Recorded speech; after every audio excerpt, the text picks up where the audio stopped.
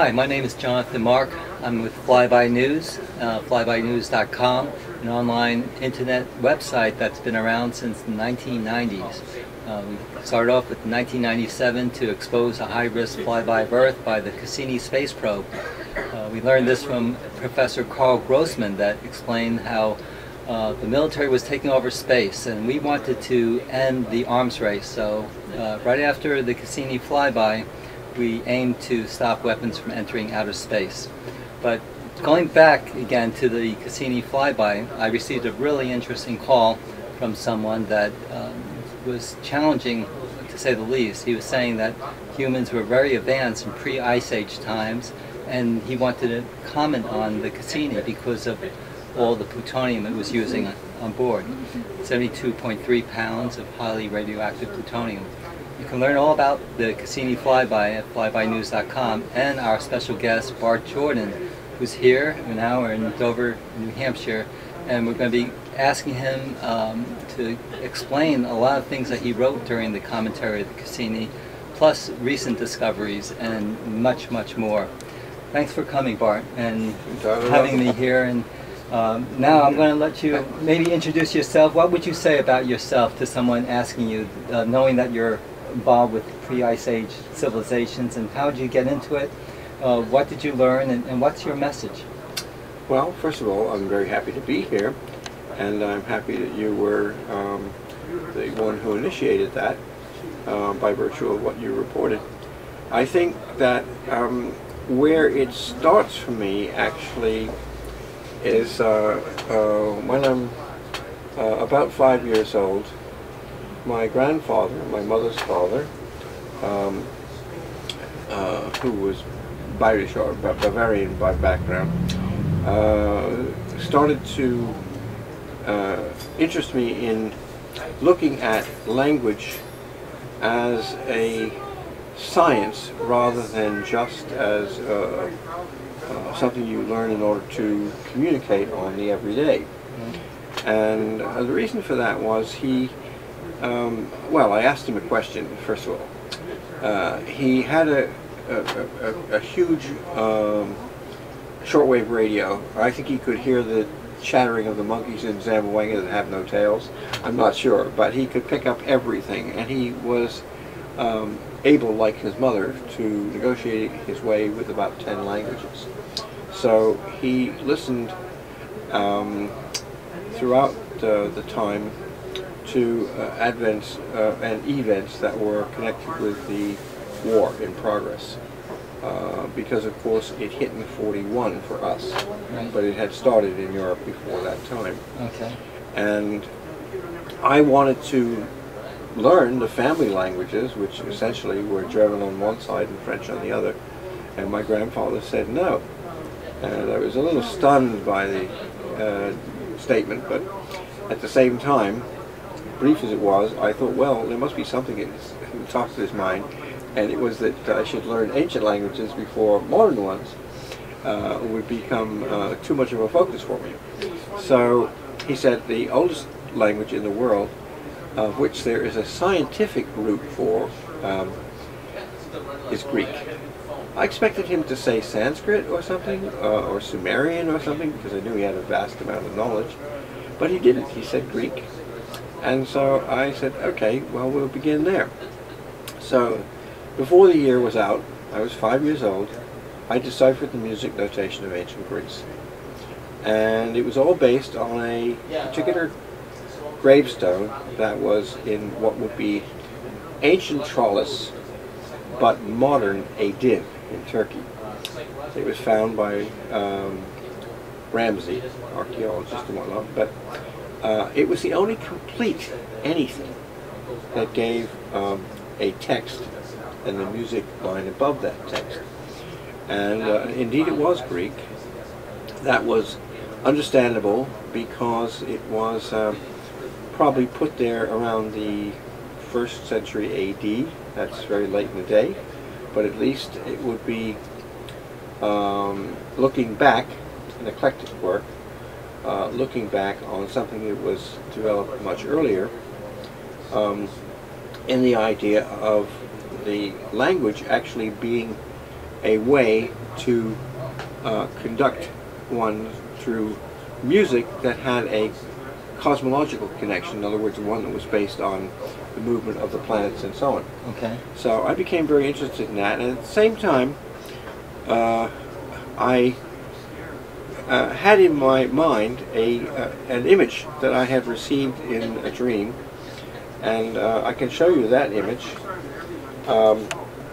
It is essentially a raindrop, but the colors represent red for south and summer, orange for west and autumn, green for east and spring, and blue for north and winter. It also was father, son, daughter, mother. And the image in between was a dove descending, and you can see the fuselage, in effect, of the body of the dove and then the wings on either side. Well, I became very interested in what it was doing and why it was doing, why it was that shape. And I realized after time that it sort of followed a yin-yang aspect of 1 at the north, 2 at northeast, 3 at east, and 4 at southeast. And then it had to cross the zenith, or the center, and go up here and have 5 at the northwest, and then 6 at west, 7 at southwest, and 8 finally at the bottom. Now, this meant that 1, 2, 3, 4 across the line in the center, 5, 6, 7, 8 was the perfect origin of yin yang. That was very clear. Not only that, but you had the opposition of 1 opposite 8, 2 opposite 7, 3 opposite 6, and 4 opposite 5. All 9s in every case. So then I realized, okay, then this must be the dove descending that represents Venus, or Aphrodite. My family always said, as did most everyone else, Aphrodite. And of course, when I knew the Greek to be Aphrodite, I said to myself, oh, Aphrodite without her nightie? But I didn't dare say that too often. Anyway, it was interesting because the 1 times the 2 times the 5 times the 8 was 80. This portion here was 80. And then 3 times the 4 times 6 times 7 was 504 with the wings. And that was a total of 584. And that is the number of days it takes for Venus to come back in the same place in the sky. Synodical revolution. From the Earth perspective? Yes, from the Earth forming conjunction with the Sun, yes. So it's actually 583.921. But if you're not splitting hairs, it is or picking pepper out of something. Well, were you splitting hairs when you were 5 years old? Well, I didn't really intend to split hairs. I was trying to discover why it was that the Greeks had one view of the average number for the average person, and then had a scientific reading that was a bit more critical. Right. And so that kind of thing interested me very much. Okay, wait, how did that interest you? You're 5 years old. You must have had a sort of a feeling for science. Oh yes. And what generated that? Just was it natural? Or was your family or? Well, I think first of all, my grandfather had a very unusual library, very unusual to say the least. Many subjects, and not a few of them were science oriented. So I was very interested in astronomy, and I knew that I had a visual impairment, so I didn't try to use telescopes so much as I tried to project what was out there. Sometimes I got it right, sometimes I got it wrong, but you know, I worked at it. Anyway, this image, it was interesting because once I had drawn it, and mind you, you're looking at something here which is a photograph of a watercolor, but I had originally done it in pencil and crayon. Now that story is a little bit wide of the mark for where we want to be, but I just will state it because it's one of the few times that I could actually say I could do something in the way of reportage concerning something very personal. Now, I've been working on this for most of the day when I could. I wasn't finished by nightfall, and my father came up and he said, "Lights out." Well, when my father said lights out, it was lights out. So I put away everything, and he went downstairs, and of course not too long after he had done so, I had a dump truck that had some very good lights in it that had batteries, and so I set it up on my mother's easel. Now my mother was Barbara Schwinn. She was the most highly regarded female illustrator in the 40s and then 50s and so on. She was America's foremost woman illustrator. Well, anyway, she had her easel in my room, and of course my instruction was to never go near it. Now, I set the truck up on her. Her illustration was over to one side, but I set the truck up so that the lights would be on my drawing and allowing me to finish it. The thing is, I put the truck away, I put the crayons away and the pencil away, but I forgot to take the drawing away. So my mother found it in the morning, and boy did I catch HE double hockey sticks. Why? Because the crayon and the pencil both had like little graphite things with the pencil and little greasy crayon things that could get on my mother's drafting or her illustration rather, and I caught it. Well, I won't say what happened from there directly, but the point is I was well advised never to do anything like that again. But in the meantime, I had my drawing, and she didn't destroy it, which surprised me a bit. But later, my grandfather, seeing it, said, "I'll give you some tools to do it properly." So that's what you see, the result. And I had some beautiful acrylics that I made of this and other things that you will see. And it took months and months and months to do those, and it took actually over a series of years to do all of it. And unfortunately, it was destroyed on one day, 27th of October, 2004, when where I live, in public housing, they moved my apartment from my 103 to 303, where I reside today, claiming that mold was in everything and therefore they had to destroy it. Well, they didn't, because that's not actually what happened at all. But they did so, and of course I've been trying to dig my way out of that hole ever since. Is that partly the reason why all those things that you said you were going to publish after the Cassini flyby has been delayed? That's correct. That's correct. I was actually only about maybe 6 months at the most away from publishing a series of articles which had been gathered together as a book. Mm-hmm. And was that the alphabet and the string? Well, that was a separate article, but yes, it would have been included. But the basic book was Deciphering the Distant Past, just as the same as the article that was here in the public occurrences paper. And so it never came to be because of that. And I still have a distance to go to try to put something back, and of course my ability to do so today is quite limited because the vision hasn't improved. But in any event, this is where it started, and it was very interesting because someone brought me to the notice of Vine Deloria's aunt, who taught at Columbia, and she was a American Indian who had a PhD and was an extraordinary woman on her own. And when she saw it, it didn't take her very long to say, "You are the one we have waited for. You will tell us what we need to know about ourselves." And what she was referring to there was the Dakota, the Lakota, and the Nakota. And everybody can hear that. The Kota is the only thing that remains the same. But it was a thing which was sort of a call to the moment of what my grandfather had spoken of. The fact that the language was so old and the alphabetic structure so entirely old that in being so old, it probably was pretty much stretched across the globe as we know it to be.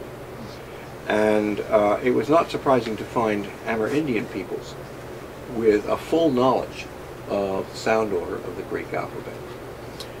It was a shock for linguists, I'm sure, because they didn't expect it, any more than they would expect a far-reaching relationship between the ancient Greeks, and then we're talking about something that was even pre-Homeric, to be in China amongst the Shang. But it's Shang dynasty. But there too, there were many images that I was able to reconstruct from the Shang period in terms of the origin of the characters in Chinese that were ordered exactly the same, and in fact, ironically, one of them identically to this, except that they don't use the outer lines; they use the inner lines, and so the image for Xing today would be in Chinese a star, and of course, what is Venus but the great star? Yeah. So it's quite understandable, Dai Xing. So anyway, I can tell you that the Shang presented a particular interest for me when I looked into it, because again, my grandfather had these things, you know, in his library, and I was able to borrow and discover for myself. Plus, I had Chinese friends, and that was also very helpful because they were my own age, and of course, they chatted back and forth in Chinese, and I just had to know what was going on. So the Shang actually took their name, and probably it was a given by the Greek. Because the thing is, you have a sigma, followed by an eta, followed by an alpha, followed by a nu, followed by a gamma. That spells out Shang in any way you want to look at it. And the thing is, it adds to, with each letter in Greek being a number, it adds to 262. Well, now, even today in Chinese, the sign that you see on all Chinese laundries, all Chinese restaurants, all Chinese anything, the sign for the middle people of the earth, it doesn't refer to the middle in the sense of the equator, but rather the middle of the tilt that goes from either north or west to southeast or northeast to southwest. And that tilt is at a 45 conveniently.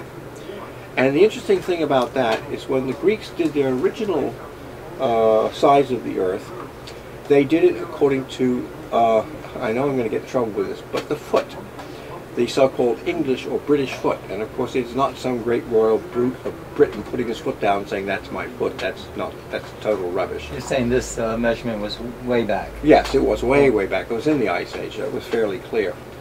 But the thing was that Shang was very interesting because it reflects exactly what is the character in Chinese to this day. It's not a Shang character, but I mean it's coming from that same source. Now, why middle? Middle people of the earth. Well, you know, everybody wants to be the center of attention, they say, but in this case, it's not that. It's that the Greeks had devised a middle position where the actual number that applied to the measurement of the earth was 131,262,131 feet. Now, that was the middle measure on either tilt side, which gave you an understanding of, therefore, with 131 as outriggers on either side of the 262, what is it? It's 262 by half. They fold it out. Right. So it was brilliant. Now, what about the equatorial measure? Well, the 131s were still on the outside, but the one in the middle, the monkey in the middle, was 484. And so, what about the polar? Well, that was 040. So they were all palindromic. That's the point. It's very symmetrical. Yeah, that's the whole point. It reads the same from the right as from the left. Well, why is it like? Tell me, why do you think so many of these numbers have this aspect of symmetry to it? Well, because they looked upon the whole thing sort of like a resonating string, and the musical string, and they wanted to make it clear that things had a reciprocal resonance by virtue of their construction. Either it was right in front of your face, or it was something that was derived by virtue of a mathematical operation. That's why the word Shang, for example, not only means merchant, but it also means quotient. But in the case of Shang, that's understandable that they would have had cooperative scientific work that was done. This is also true of the Indus Valley, because these are very ancient cultures as well. This is true of Sumeria, and I think I fairly shocked Samuel Noah Kramer many moons later than what my grandfather and I had worked together by appearing down there at University of Pennsylvania under the aegis of one Schuyler Cammon, who had been former director of the the University of Pennsylvania Museum in Philadelphia. And he told Samuel Noah Kramer, he said, give him words from the Sumerian that he couldn't possibly know and ask him if he can determine the meaning from the sound. So I got 8 out of 10.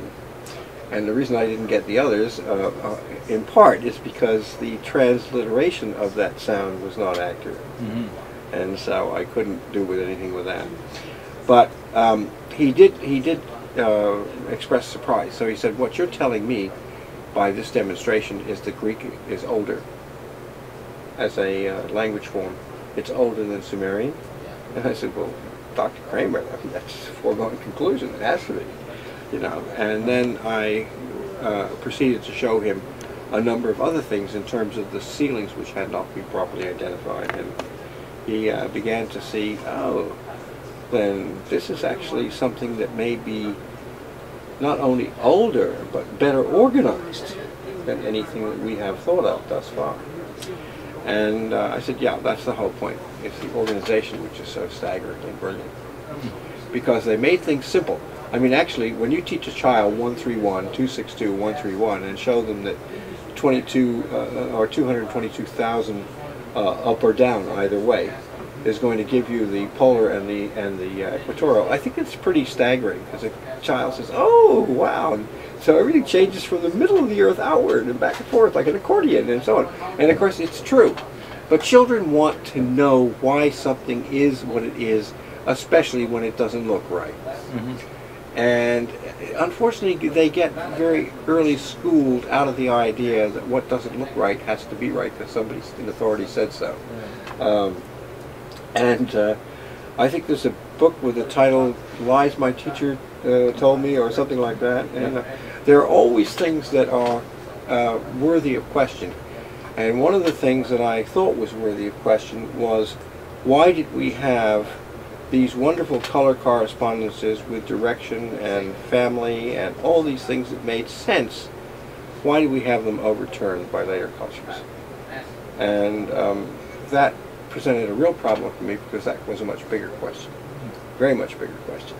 And I think what one has to say is that, you know, why does one see mother goddesses everywhere in the Ice Age? I mean, there's practically nowhere you look you don't see them.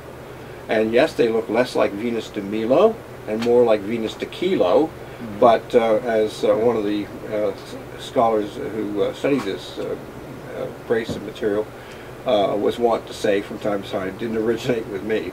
But anyway, you see them all there in the Ice Age, and right up through the High Neolithic. And then all of a sudden you see man on the scene with spear raised against spear. It took a long time for that to happen. And in that number of century upon century upon century wherein it did not happen, you had the kind of coordinative effort on the part of these ancient societies to share their knowledge. When the doors closed and the parapets went up and the ramparts and so on and so forth, the walled cities and the like, that's when people began to try to knock them down. And information was not so easily shared. And of course, one of the great epics of all time, if not the greatest epic of all time, was the Iliad and the Odyssey together. Now here again, here's something where anybody could have done what I did in the beginning. I simply decided, okay, I'm going to make a study of this. I'm going to at least count the lines that Homer put down. So I discovered that there were 15,693 lines in the Iliad, and there were 12,109 lines in the Odyssey. And I looked at those two figures after I had counted them all 3 or 4 times to make sure, and said, oh, now I understand the conflict between the Greeks and the Trojans. Because the conflict goes to the conflict, but also the somewhat what happened before and what happened afterward, but also the idea that they were preserving something even in recording the conflict. And what they were preserving, aside from everything else, if you added them, was that you had the number 2, followed by 780 and 2. So it looked like something that didn't need that much in the way of explanation, except when I began to realize, what was this about? It wasn't about a picnic in the park. This was a war, and the fallout from that whole event. Well, the 2 apparently was going to the music system in relation to the sun, or the solar period. And the other 2 on the other side was the lunar. But in between, the 780 was definitely Mars. Synodic revolution of saying. Okay. Now, if God is a god because he's a god of something, what is the god associated with Mars? The god of war. So it's a somewhat unfair call, because originally Ares was looked upon just as a father, and Aphrodite was looked upon as a mother. By the way, the word for Aphrodite is actually 2 words. It's from aphos, foam that gathers on the sea waves, and then dite is not independently said in Greek in any case, but it does imply division, and she's supposed to have come out of the waves. And there's some other aspects of the legend which are not quite so nice. But anyway, the point is that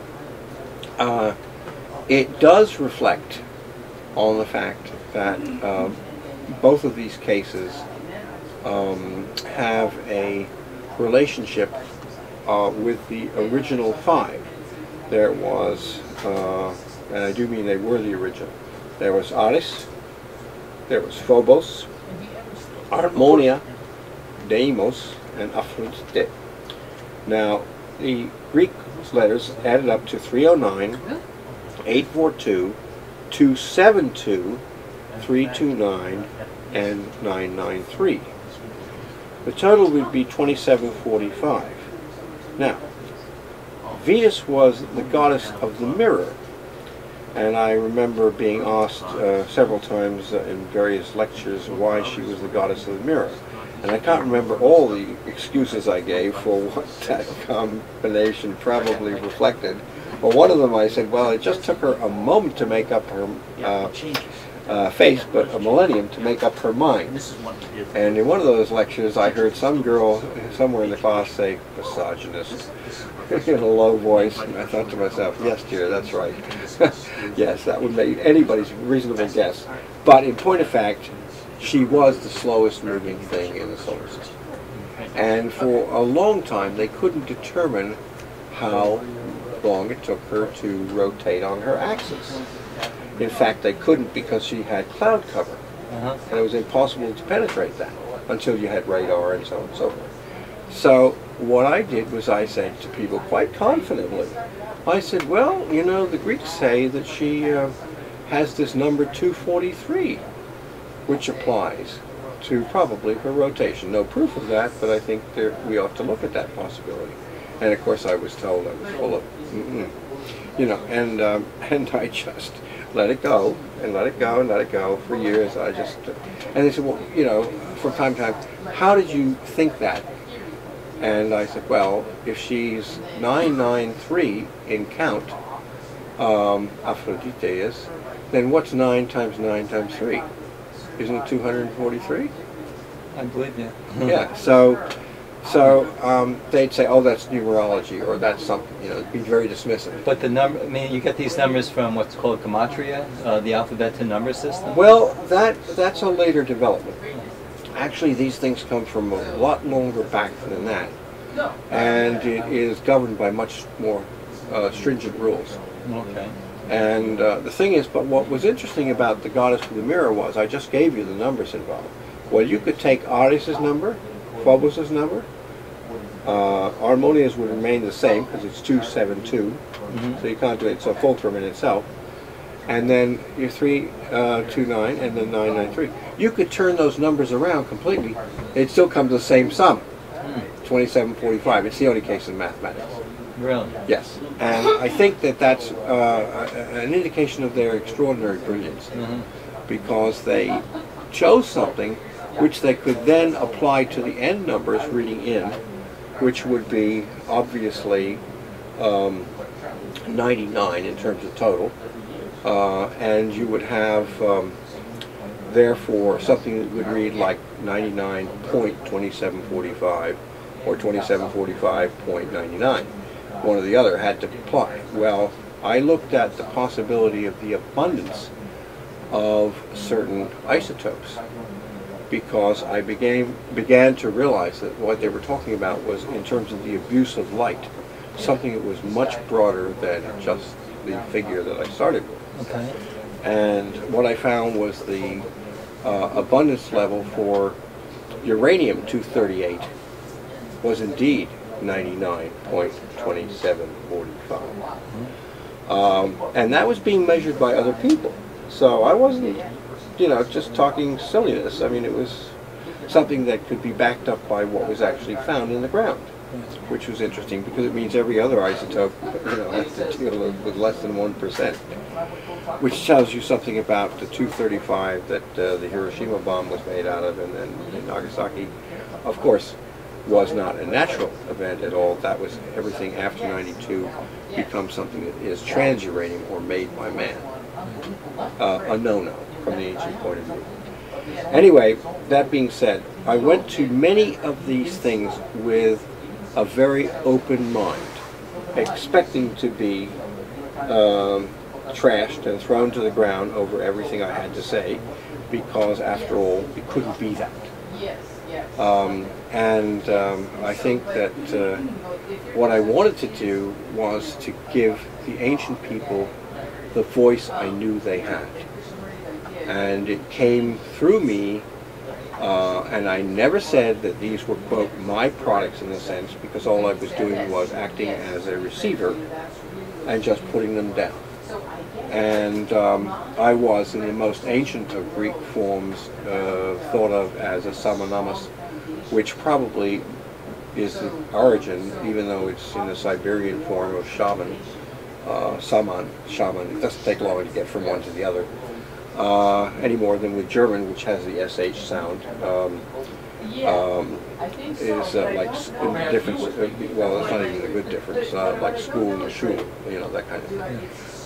But the Saman Namas was a very easy thing to determine for me, because one side added up to 292 and the other side added 292, and of course the total was 584, Venus back again to the same source. Now, the 272, by the way, is 20 less, which is the rainbow less, because it's red, orange, yellow, green, blue, which of course, and of course, you know, the white is the original thing, and then you have prismatically the change up in the colors. But you have 4, 6, 2, 3, 5 in the way in which it's arranged on that circle that I first pointed out. And what's interesting about that is that these are standard, and they become the basis for the letter formation for alpha, beta, gamma, delta, epsilon. So that's what starts the whole mess off. And I say it is a mess because it's become a mess, but not because it should be. It's because people got careless with the information. In your commentary in the Cassini, you mentioned that the Phobos and Deimos were most likely placed in orbit by past time. What made you believe that? Because of these symmetrical elements, and they also look like asteroids. So I'm not disagreeing with you at all. I was just wondering how you knew that. Well, I didn't really know it. I just assumed that there had to be something that explained the oddity of one coming from the west and one coming from the east, and both of them hugging an equatorial line, which was pretty good when it came to the variation in that cosmic hula hoop or whatever, you know, because it was something you would expect more of a variance to be there, and there really wasn't. So eccentricities aside, you would have to ask yourself, how did they come? I mean, two asteroids, I mean, they can't be captured because of the fact they're too small. Right. So the attractability, the gravity thing doesn't work. So many other things didn't work, and I think one of the Russian scholars said he thought they were hollow. Well, I wasn't prepared to go with that, but I wasn't prepared to go against it either, because I thought to myself, he has a theory here based on something that we really can't determine at this point, but one thing is clear. He's willing to see that there's a very great likelihood that they did not come to that territory that they now were surrounding by accident. It was a meaningful thing. And of course, I do believe that whether they are carbonaceous chondrites or they are other than that, they definitely are an anomalistic element with respect to their position as asteroids. But they could have been formed from the asteroid belt by people whose technologies were far superior to ours.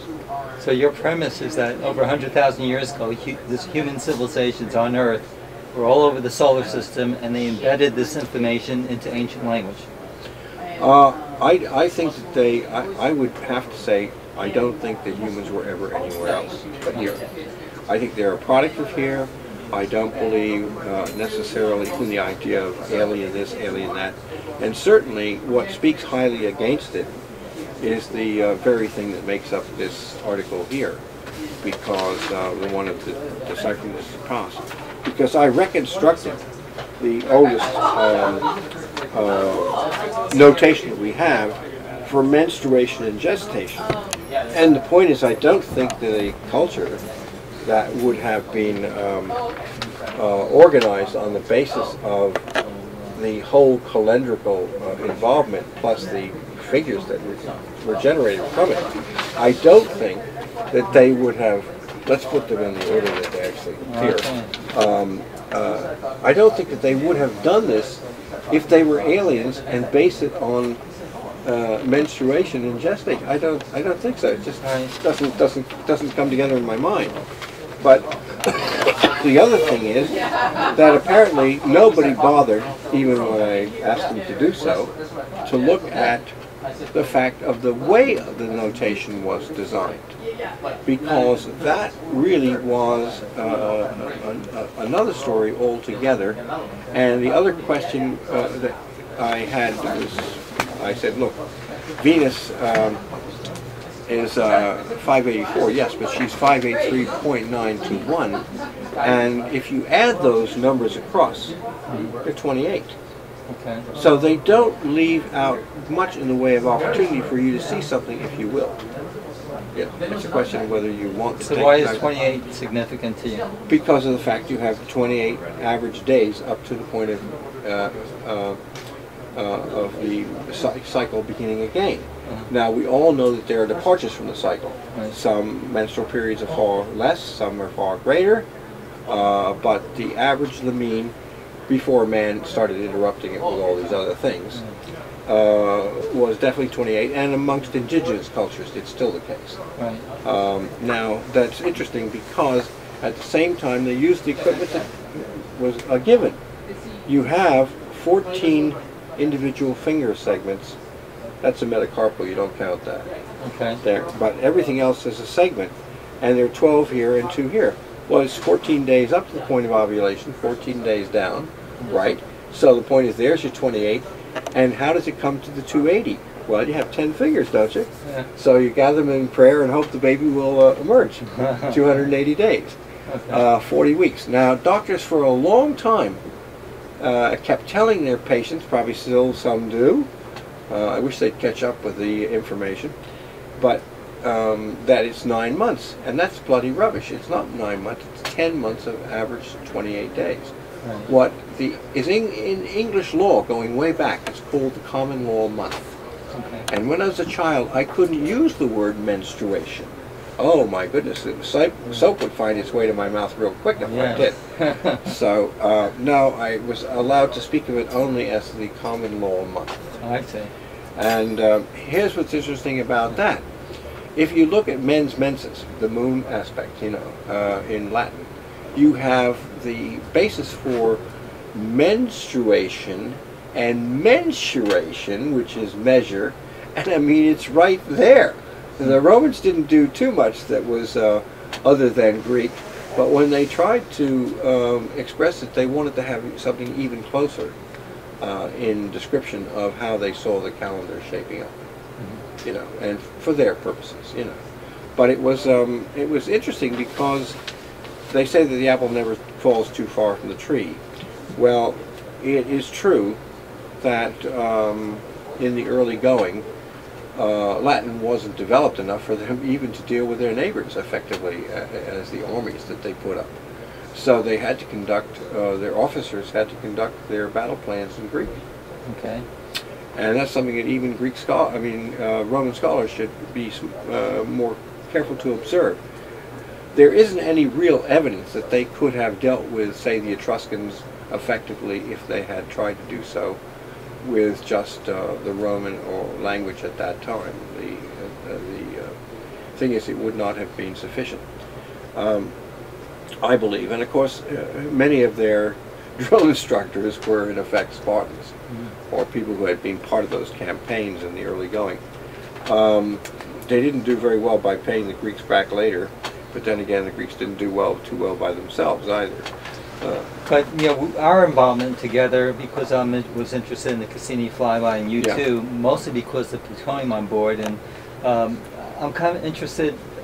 You know, you told me some incredible stories of how you were involved with the Manhattan Project and the scientists, and that kind of is what brought us together and made this urgent for us to maybe share what the past knew, because they were, as you say, communicating to their future, which is our present.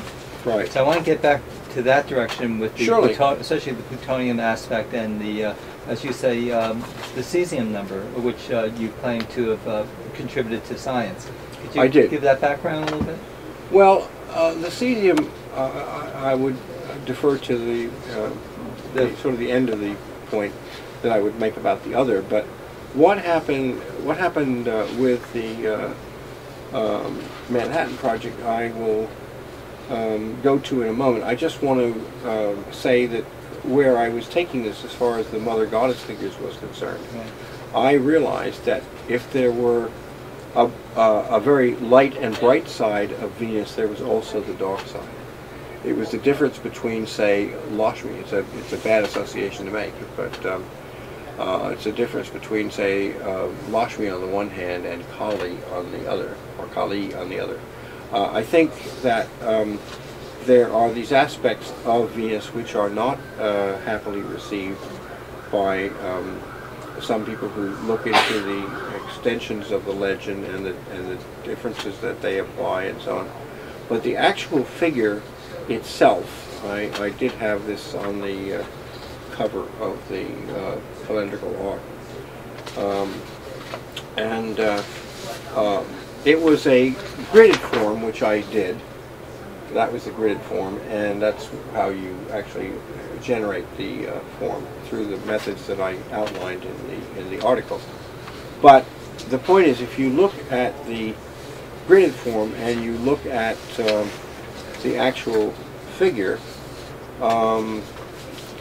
it's not the same size directly, but this is the figure, and you can hold that up. Yeah.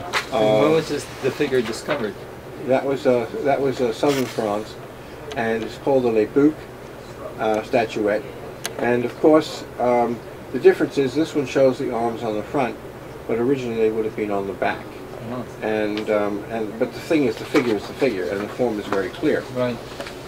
Now, what's interesting about all of that is that there were aspects of the figure analysis which went to, say, horizontal forms.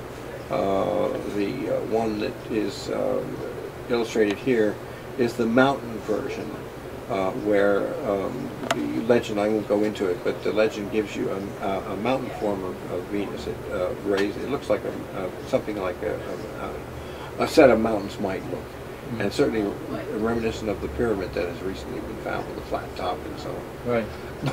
The legs here are akimbo, but otherwise she's at the ready with regard to copulation or childbirth, and so on. And this is the wave version. Well, just one uses the compass and the other one uses the straight edge. It's very simple, but it's the same formula in both cases. There are many representations of this, many. But the thing is, they all go to the same basic formula. And that same formula is actually going to give you versions of it that are like our 5-pointed star and so on and so forth. There are all manner of things that were done by various cultures, but they did embrace the main form here, which was one that would lead one to question why did certain images take front and center after a time. And one of those images was connected with the original. You can't see them because they're too small here, but they're the original colors. Some of these. So the colors you had for red, and then you have red and yellow, which together make orange, so you have a split red thing here. And then you have here yellow and then blue, and it goes to green here, which is splitting the blue. But then you also have this split yellow one, which could be interpreted as white because that's what happens prismatically. But it also interested me why that seemed to connect with something that also spoke of the abuse of light. And I was working on this one day in the East Hampton Library, East Hampton, Long Island, and where my family summered, and in that general area. Actually, we were living in Amagansett at the time, but I would take my bike and my dog into the library, and the dog would sit outside, and I would do my work, and then the dog would go home with me. But I was always very well protected. Not that I needed to be that much, but the dog thought so. So anyway, I can tell you, one day I was sitting there doing it, and this gentleman who was older than my father stopped, and he said, "Son, what is it you have there? Can I ask you?" And I said, "Well, you just have." "Yeah, sure." I said, "It's ancient Greek signs, which have to do with the basis upon which they formed the alphabet, especially as applied to music." And he said, "Oh, well, can you tell me more about that?" So I did, and then he said, do you know Dr. Alfred Loomis?" I said, "Well, or you've heard of him, I guess is what he asked." And I said, "Yes, I've heard of him." I said, "He's a family friend." And he said, "What about Dr. Ernest Lawrence?" I said, "Well, he's a family friend too, because he's a friend of Loomis's. Anybody a friend of Loomis's is a friend of ours." And so on. And he said, "Well, I'd like those gentlemen to come to see you." And who was this? And that was Robert Wood. Robert Wood was talking to you. Yeah, and Robert Wood was a very unusual scientist with a very broad spectrum of things that he understood, chemistry, physics, and so on and so forth, and was a good mathematician as well. And he had a farm in East Hampton. So he knew everybody there, locals and otherwise, and people who just summered there. But he asked if that would be all right, and I said, "Oh, surely." Well, one day when just myself and the maid and my grandfather and the dog were at home in this Mulford house in so-called in Amagansett, there was a knock at the door. And I went to answer the door, and there was Dr. Loomis and there was Dr. Lawrence. And they said, "Could we speak with you and your grandfather?" Now, it was very interesting. They didn't say my mother or father or my sister, because they apparently knew that they weren't there, or my grandmother wasn't there. They had case to join, I guess, or whatever the expression goes. So I, invited them in, and to make a long story a bit shorter, they asked if I might help them. Well, I didn't know how in the world I could help them. And they just said, "Well, if you would do thus and such and so and so, I mean, what do you know about atomic weights and things like that?" And I said, "Oh, grandfather's got some things on it." I said, "No, we can huddle around and see what we find. The great middle class ought to come up with something," I thought. So, we both agreed to help. But they said, "Well, we're really trying to do something in time for a test. It's going to be a test in the desert. And just where it is, we won't say. but we want to know if you can help us figure out certain things about how in the light was viewed, because... What year was this? This was 45, and they were right up on top of the date of the time that they needed to have this thing that they were going, this gadget, as they said, called it, a working model.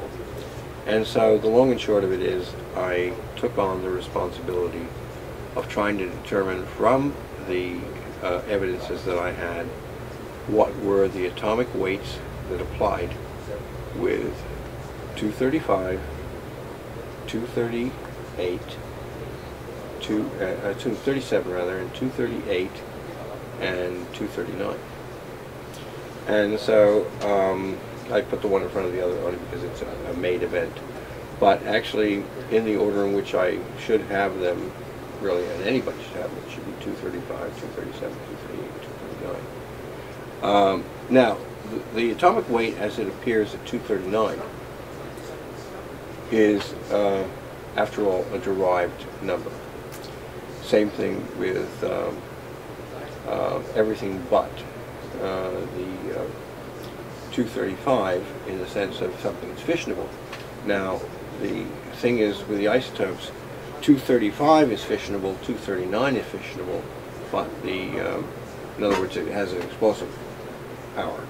But the 237 and 238 do not. However, all of them are highly radioactive, that's clear.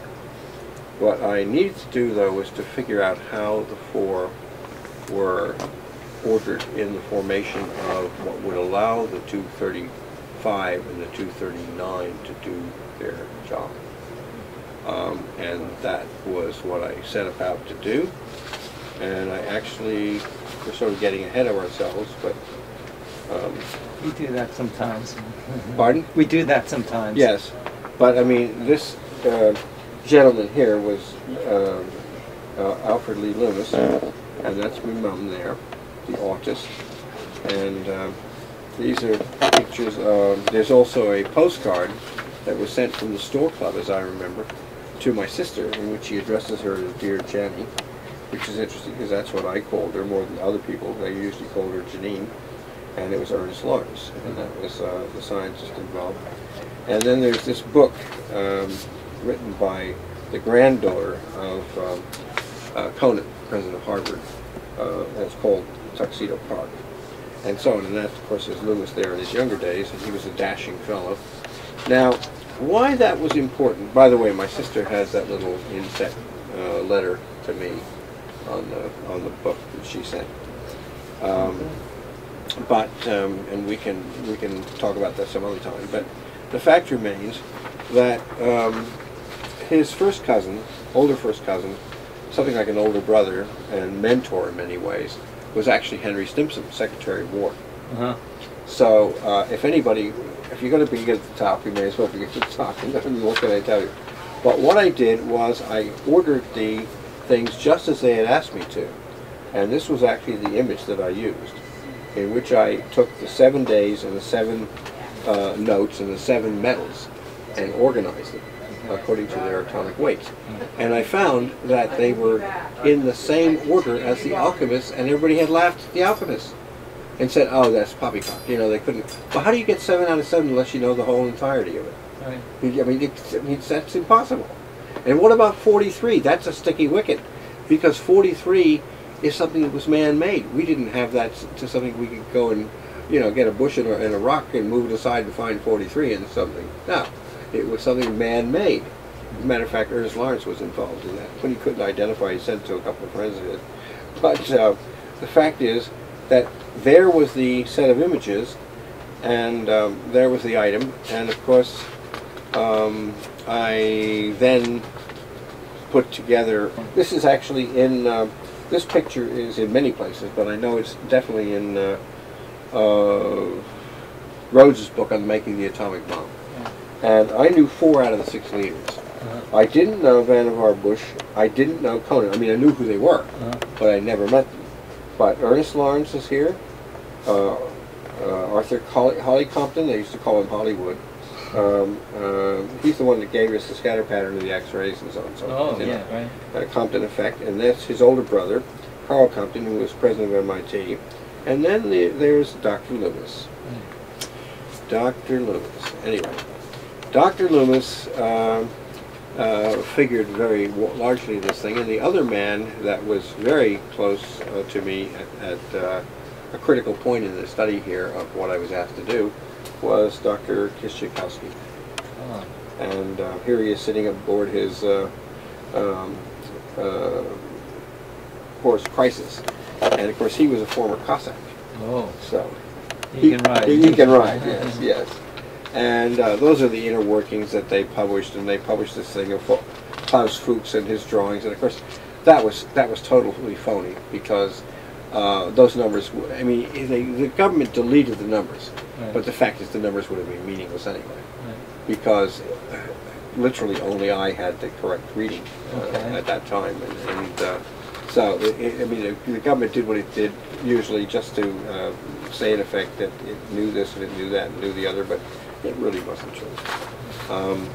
What was true was that I did do the image of the event, and this inner one is the distance and the proportion thereof in 6 milliseconds, and then 9 milliseconds later, it again achieves a 180, and that's you notice now that the base is exactly twice the height. So that was what had to be. It had to be a 2-to-1 proportion, just like the music was, and just like the images would seemingly indicate. And of course, what I used for my guide of all of this was what I had originally determined as a child, because I knew that something was wrong with the speed of light. Okay. It wasn't 186,000 miles per second. No. It was going from 3 seconds to 1 second. So it would be a double 5, because you see 584 here on the slant, a double 5, a double 8, a double 4 divided by 3. Right. And then you had 186, 281.3 Repeton 3 forever, Trinity forever. Okay. And that was by the way the name of the project. Then you had the red, orange, yellow, yellow, green, blue, which is exactly what the Greeks were talking about. But it was putting, you know, the 584s together in their coordinative way. And so I had this image right from the start. And, you know, originally the scientists went, ha ha ha. But yet, when you put the information together with the isotopes, it yielded everything they needed to know about the dimensions. And those dimensions were as given. Right there. That's the whole 9 yards. We will present these later on, but the point is, it definitely has a 2-to-1 relationship, and it is built exactly on what I said, the 309, the 842, and so on.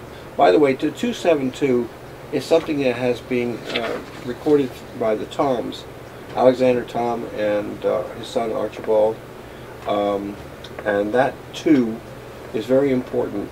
That also is very important because Alexander Tom asked me, he said, well, where does this 272 come from? I can't find any real reason for the origin. I said, oh, it's very simple.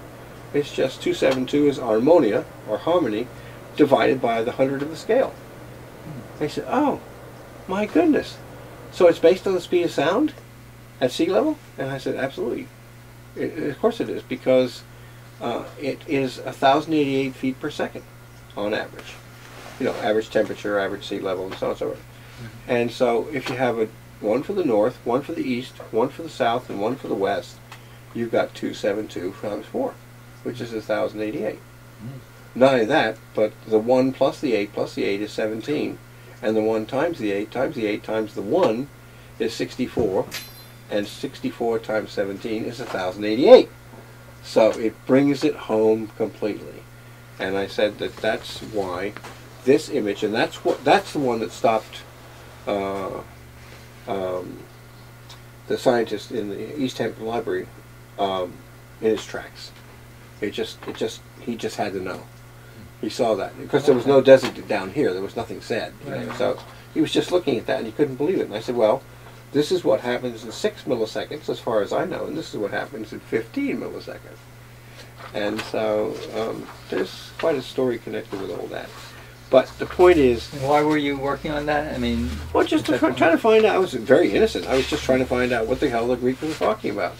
And why was it part of the Iliad and the Odyssey in terms of the way in which it was secretively inserted into the reading of the lines. Why was this done this way? What were the Greeks trying to say? What was the greater thing than the actual recording of the war, which had taken place so long ago? You know, what was behind it? And I always wanted to know. I mean, the kids used to call me in school quite often LCD. And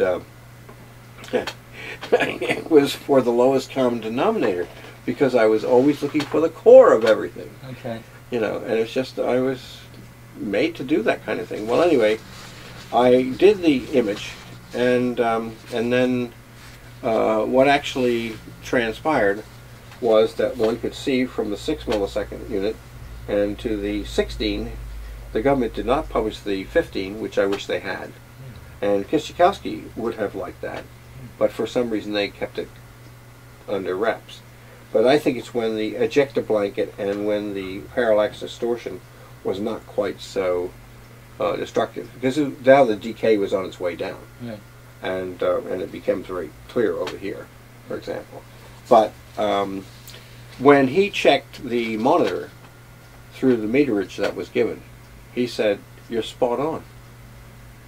If we had said from the beginning we're going to go along with this, we would have had a less frenetic time in the production of it." And of course later he regretted very much that we did not invite the enemy, because the Germans had capitulated. I think it was May 7th, was it, or 8th or 9th, something. But anyway, the fact is now we just had Japan in front of us. Why weren't the Japanese scientists who sat cooling their heels in Sweden and Switzerland, why weren't they invited to the test, which is the original intention? Right. That's what my grandfather and I were told. So you felt betrayed when they dropped it on Hiroshima and Nagasaki, and that kind of like impacted your life? Well, the Hiroshima not so much, because all I contributed there was the atomic weight, and of course the speed of light. You know, but the speed of light would not have had such a critical position in that, because it was fissionable on its own. But in the 239, absolutely, it had to be spot on. And so I got all of that right. And the thing is, what was problematical for me was realizing that here they had an opportunity to show what the force would do and not use it. And that would have read far better in the record than what is and what came from that. And this is not a question of sympathy late in the day for the Japanese or anything of that order. Please don't mistake that coming from me, not from that period of time, because I was very concerned with what was happening in terms of what reports I was given. But it's the fact that it's wrong by the world, because we set a precedent for which there is no coming back. And the fact is, innocent people being that's right. That's right. And if you look at the fallout from this, it's very extensive. I think if we had followed the original plan, if they had done what they said they were going to do, I think that we would look at less of an extension of the nuclear club. I think we would not have as many rogue and renegade things occurring, and they certainly would be able to believe us. Because in this situation where this truth has been buried for the whole time, you're out 60 years and you can't even tell the truth about something that happened back there, something's wrong here. Something's very wrong. And I would like to see it told, not because of what I did or had a part of. I'm not trying to look for anything of recognition on that in any way, shape, or form. I simply want the truth told because it needs to be. So we were being warned by ancient civilizations regarding the splitting of the atom. We definitely were warned. And we were warned again and again and again. And that Göbekli Tepe, that Potbelly Hill in Turkish, that is a decided warning.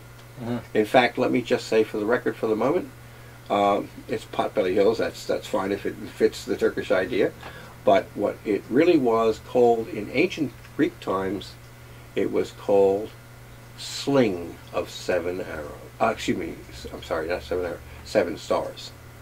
7 stars. I know why I started saying, I was thinking the arrow chain notation, but it's coming from the same source. It's the sling of 7 stars. That's the name, that's the proper name. And there's a whole lot more that can be said about that. So this temple was really a way of communicating to their future, our present, regarding these, these basically what happened. And what do they get harmed by having nuclear war? Do you think in a long time ago, or were they just too aware of it? I'm not prepared to say what happened back there because I don't know. All I know is they made a fantastic site. And nobody seemingly has picked up on the fact that it even looks like a sling in terms of narrow to wide to narrow, which I believe it does. But the other thing is that I think what they were trying to say is what I've said since I was a child: our future is in our past with no escape present, because they not only built it, but then they filled it in. And some of the archaeologists have looked at this and said, well, they didn't know much about structure and so on and so forth, and they had things that would fall over. Well, that's why they filled it in, because they didn't want you tampering with it in the first place. But it's an absolutely brilliant design unit, and it has totemic animals in it. And those totemic animals have a lot to say, if you know Greek. And I know what people will say when they hear me say this: oh, the Greek couldn't possibly go back that far. Well, I would remind them something, and that is that Homeros, Homer, that word is still in the modern Greek language unchanged. Douflos, blind, unchanged. What about Alwidos, singer? Well, today it might mean, you know, who am I going to mention? Madonna? But no, it's the chronicler. The chronicler. And that singer is the same blind person that might have been around the campfires of, the Greeks and the Trojans going at it. Whatever, telling the accounts of the day and so on, of the wars and so on and so forth. Whatever. But the thing is, we need to hear those voices. Those are the voices, the shamanic voices, that go back century upon century with the clarity of vision that says what's back here relates to what will come if we do not do something about the present we're in. And when we look at the past, you're saying there's civilizations that were aware of the natural design of the universe. Oh, absolutely. And that's why they're so brilliant, because they saw the whole picture. That's right. And they were able to be much more advanced than we are today, that are fractionated in so many ways. Well, we have so many departures, but actually when one looks at something like this image, one notices right away that you have the prismatic line here, the white being broken into the other things. But it's also a waist thing, which is there, W-A-I-S-T, to show that there is little in the way of margin of error. And we have stretched that margin of error too many times, and this planet is in one hell of a mess. That's for sure. But we're not going to go anywhere soon because of those things we call the Van Allen belts and so on and so forth. Yes. And there's so much more to the picture than that. Well, we'll take a break and then we'll go into the astronomy. Yeah, we can do that. We'll be right back. Thank you.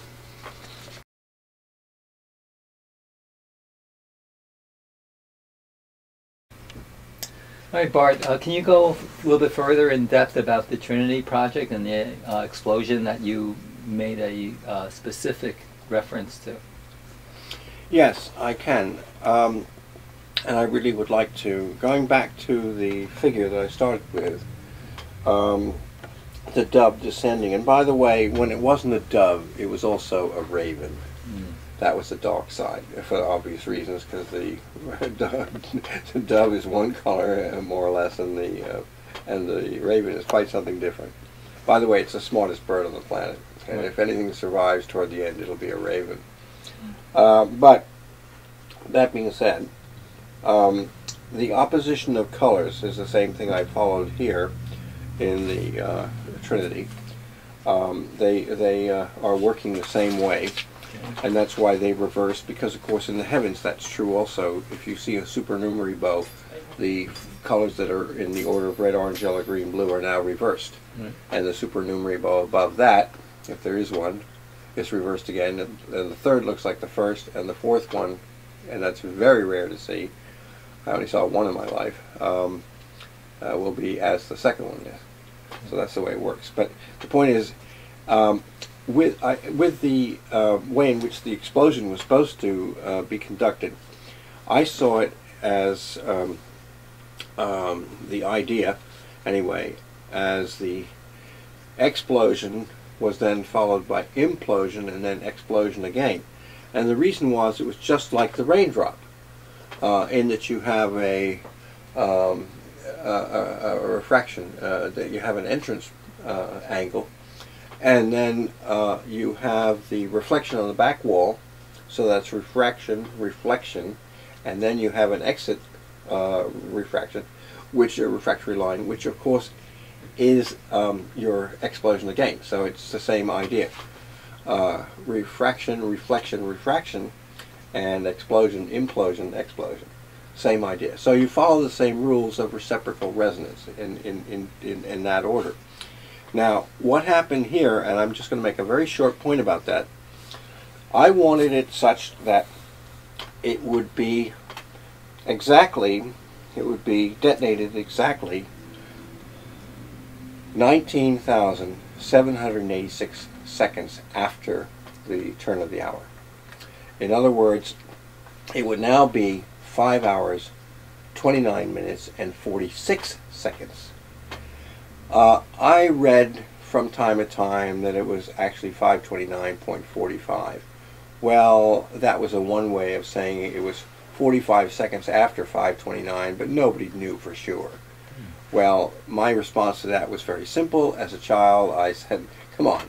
And I was thinking of, say, the Japanese out in the Pacific or something. You steal eggs from your enemy, believe me, it's time to the second. And you can take the most powerful thing that has ever been detonated on the face of the earth in modern day and say you haven't got it time to the second when the cameras were set to millisecond?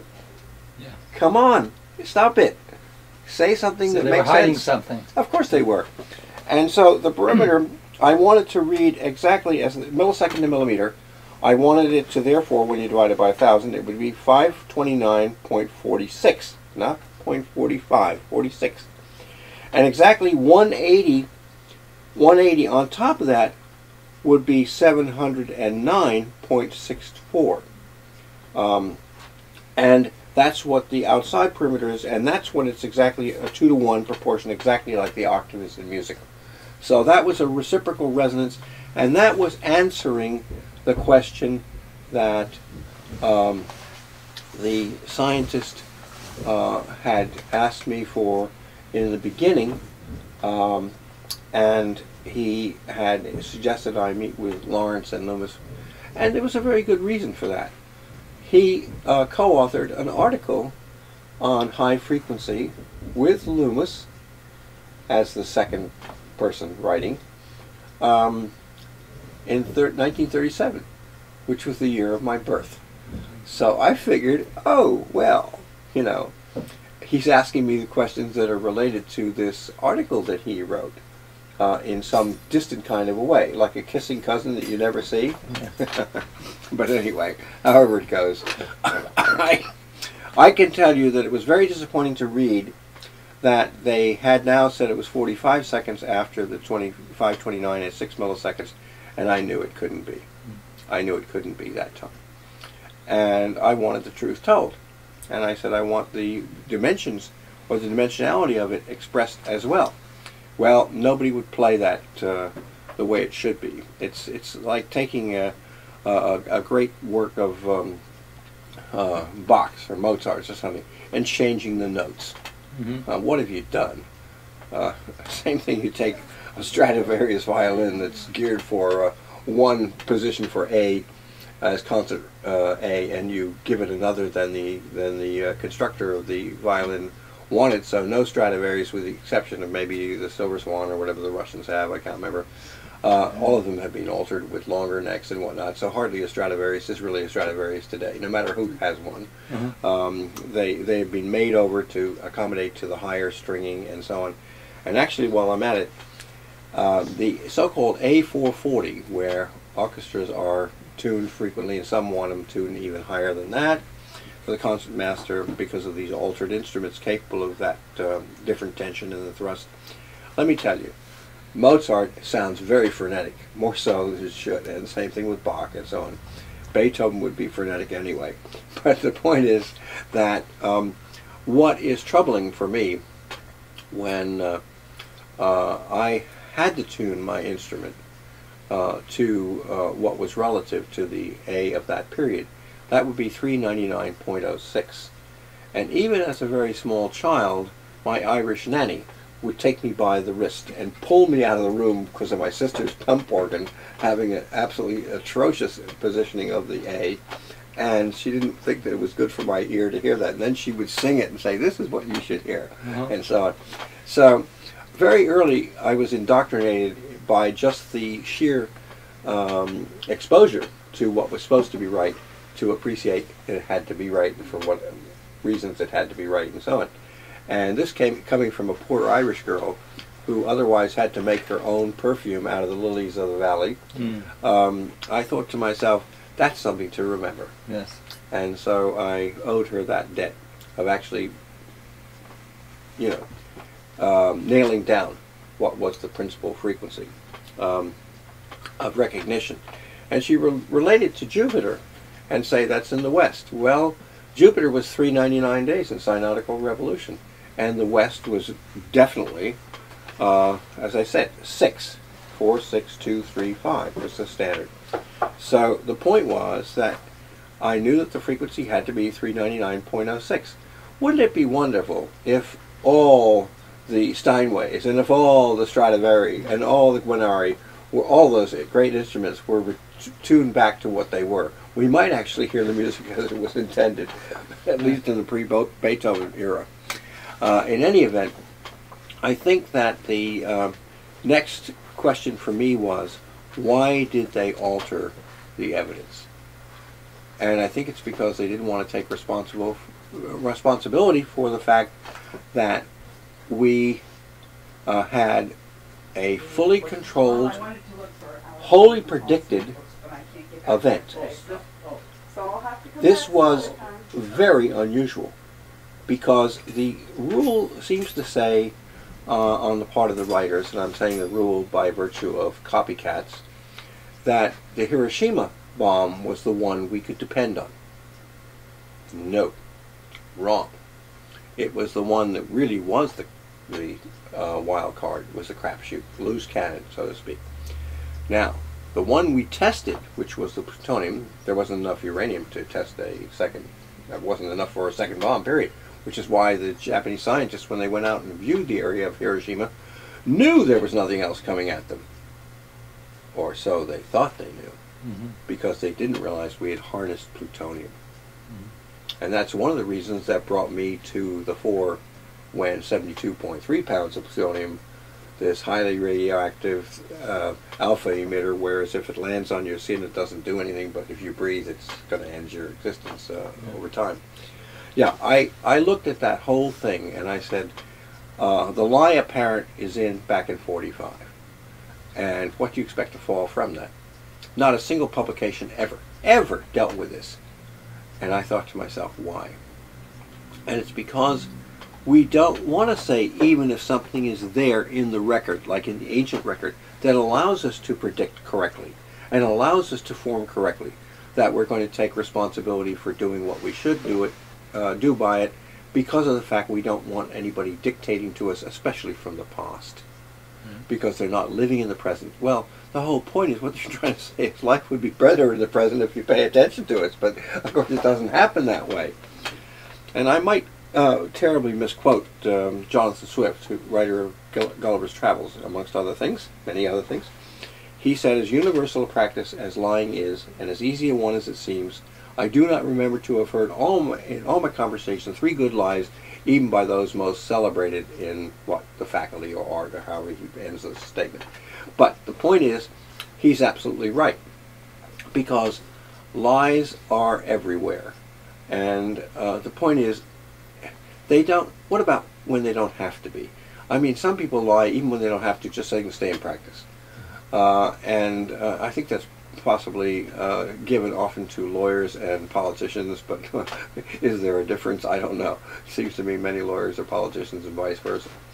I do know, as I look at the Congress and the Senate, that these people have an activity which sits on wherein they sit on their hands, which is bad for their circulation.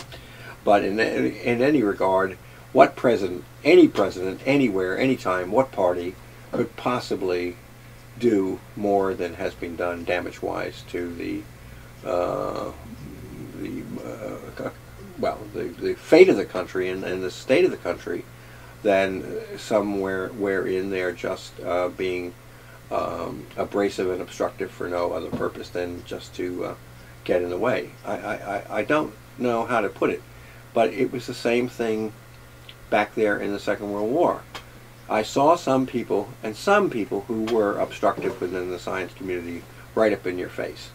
And then I saw others that said, no, we're going to do this according to the plan we have. But in the end, when the plan doesn't come to the fruition that it should, things are set in motion that forever plague you thereafter. And I think that's a lot of what is bothersome to me now. I remember saying to Dr. Kiszczykowski that we needed to take aim.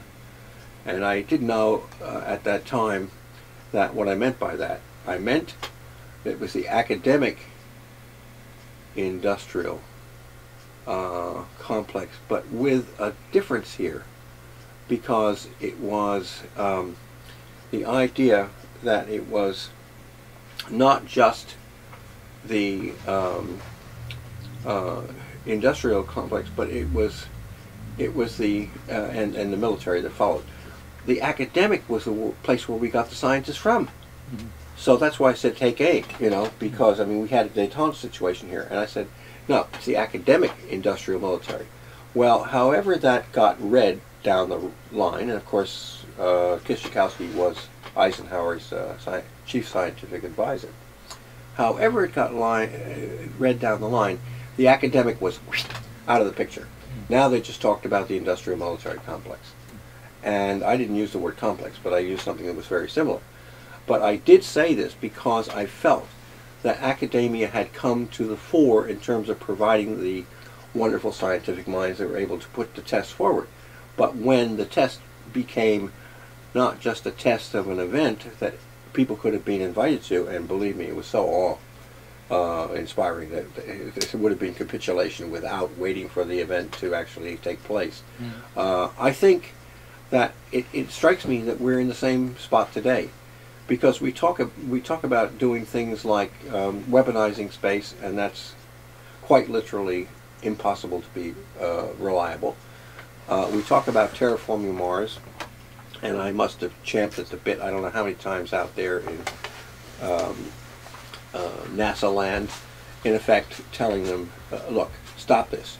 You're just wasting your time because it can't be done. And I know that I earned myself some bad points because I was so hard in the subject. I just said it's not possible to do, and don't even consider it. Don't put any more money and time into this because it's just bogus, and so on. And I got into trouble for that.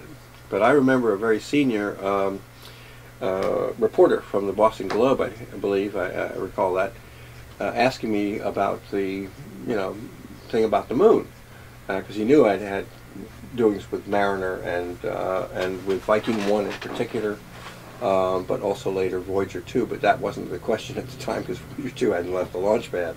But he said to me, if there was this matter of the synchronicity that was demanded for when you not just drop something down on the planet, but you pick it up, how could they do that? I mean, who did it? How could they do that without certain capacity to make these determinations on a very critical level? And you have said that if you didn't have a cesium clock aboard, not only the space craft that dropped the thing, but also with a pickup vehicle, you know, if you didn't have it on boats, you couldn't time it. Right. And I said, yeah, well, that's foregone conclusion. He said, but yeah, but nobody else is saying that. And I said, well, I'm sorry. It's just obvious. You want to pick something up when you go by Boston again and you find yourself over Washington with a blink of an eye. I mean, yes, Yeah. because of course it's silly to say such things. We had a reason to look at what there was in the way of guidance that had been overturned or had been set aside, and did we want to continue to make this kind of a mistake? What was it? What was the motivation here? And I think that what I was trying to do was to understand what we needed to have as exemplary of good determinations from the past that would mean something to us in terms of the contemporaneity in antiquity. That's what I was trying to look at. And I was finding myself thwarted time and time again. And as I say, one of the Boston Globe, I believe it was, reporter said to me, well, if you didn't do, in effect he said, if you didn't do this thing with the synchronicity in terms of the moon and going to the moon and whatnot, who did? And I said, well, they were missions by Merlin, of course. I mean, I don't know.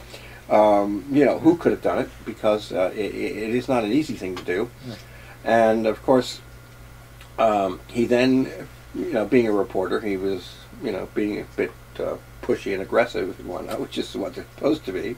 And he said, well, if you didn't do it, who did it? And I said, well, I don't know. But I said, one thing I can tell you, that the statement of what could happen or should happen would be absolutely impossible under the circumstances they even claim that they did, because you can't even get into orbit in that length of time, let alone go out there and return. I mean, that's absurd. And land. Yeah, and launch. sure.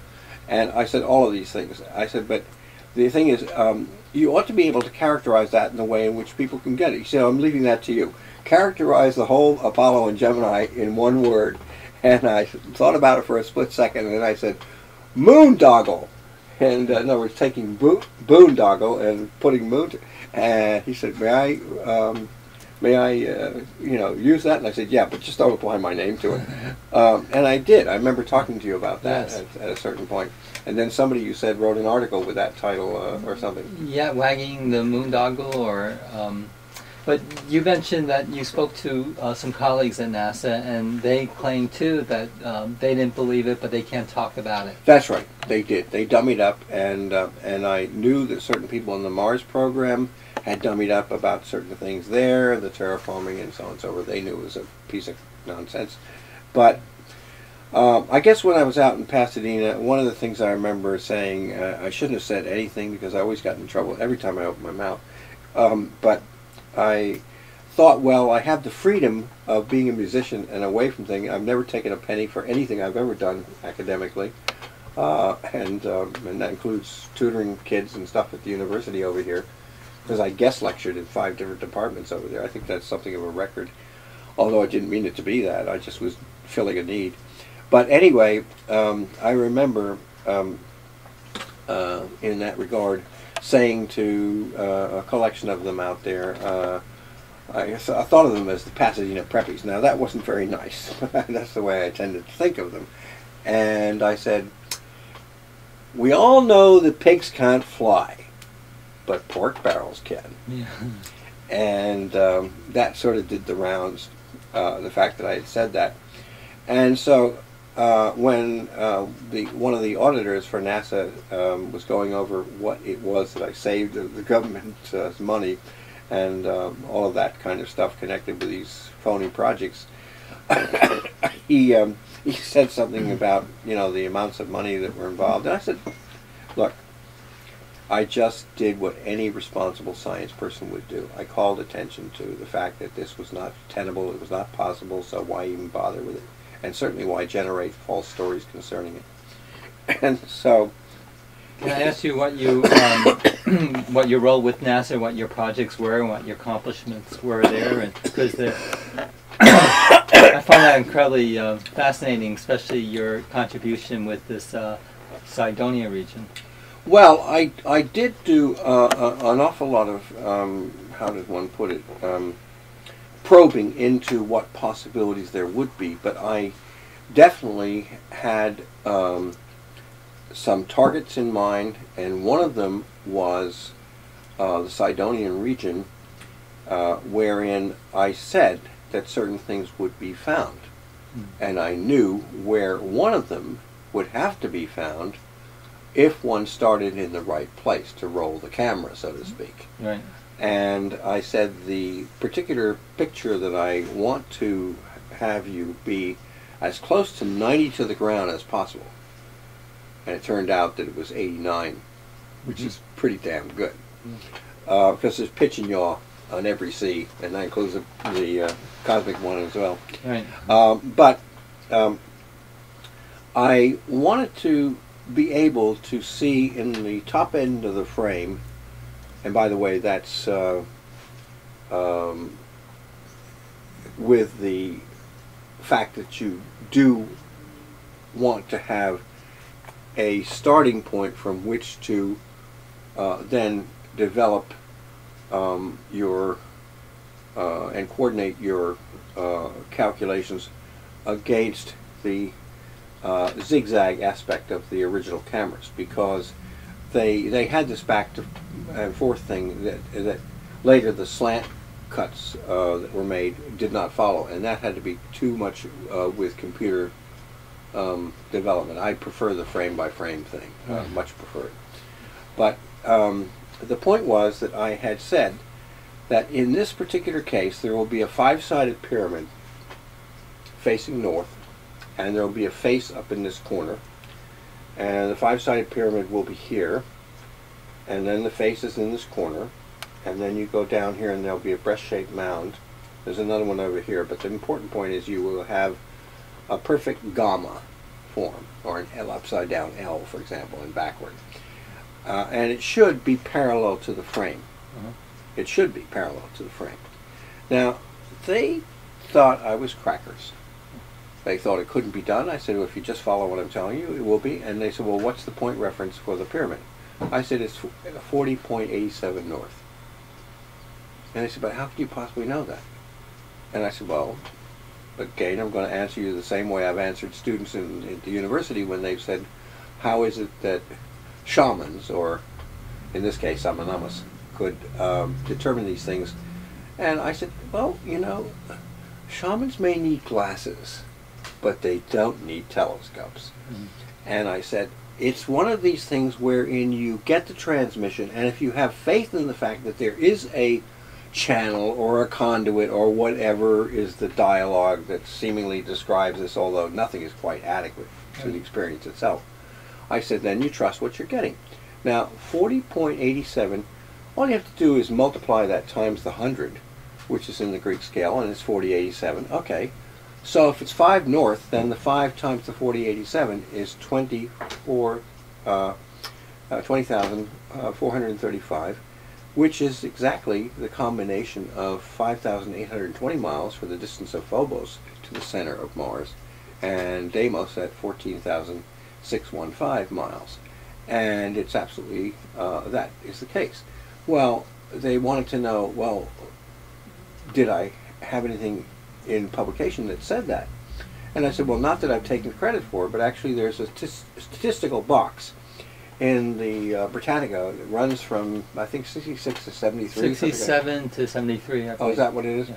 Well, whatever it is, it's there, and my measurements that were given to the older writer were incorporated in that article. Right. And then it got changed, and I won't go into that because it was nasty business. But the fact remains that those measurements were there, and also what was there was the total of the kilometers, because I insisted on, if you're going to publish the one, you're going to publish the other. Because a lot of these people, when they do these calculations between kilometer and mile, they can't find their...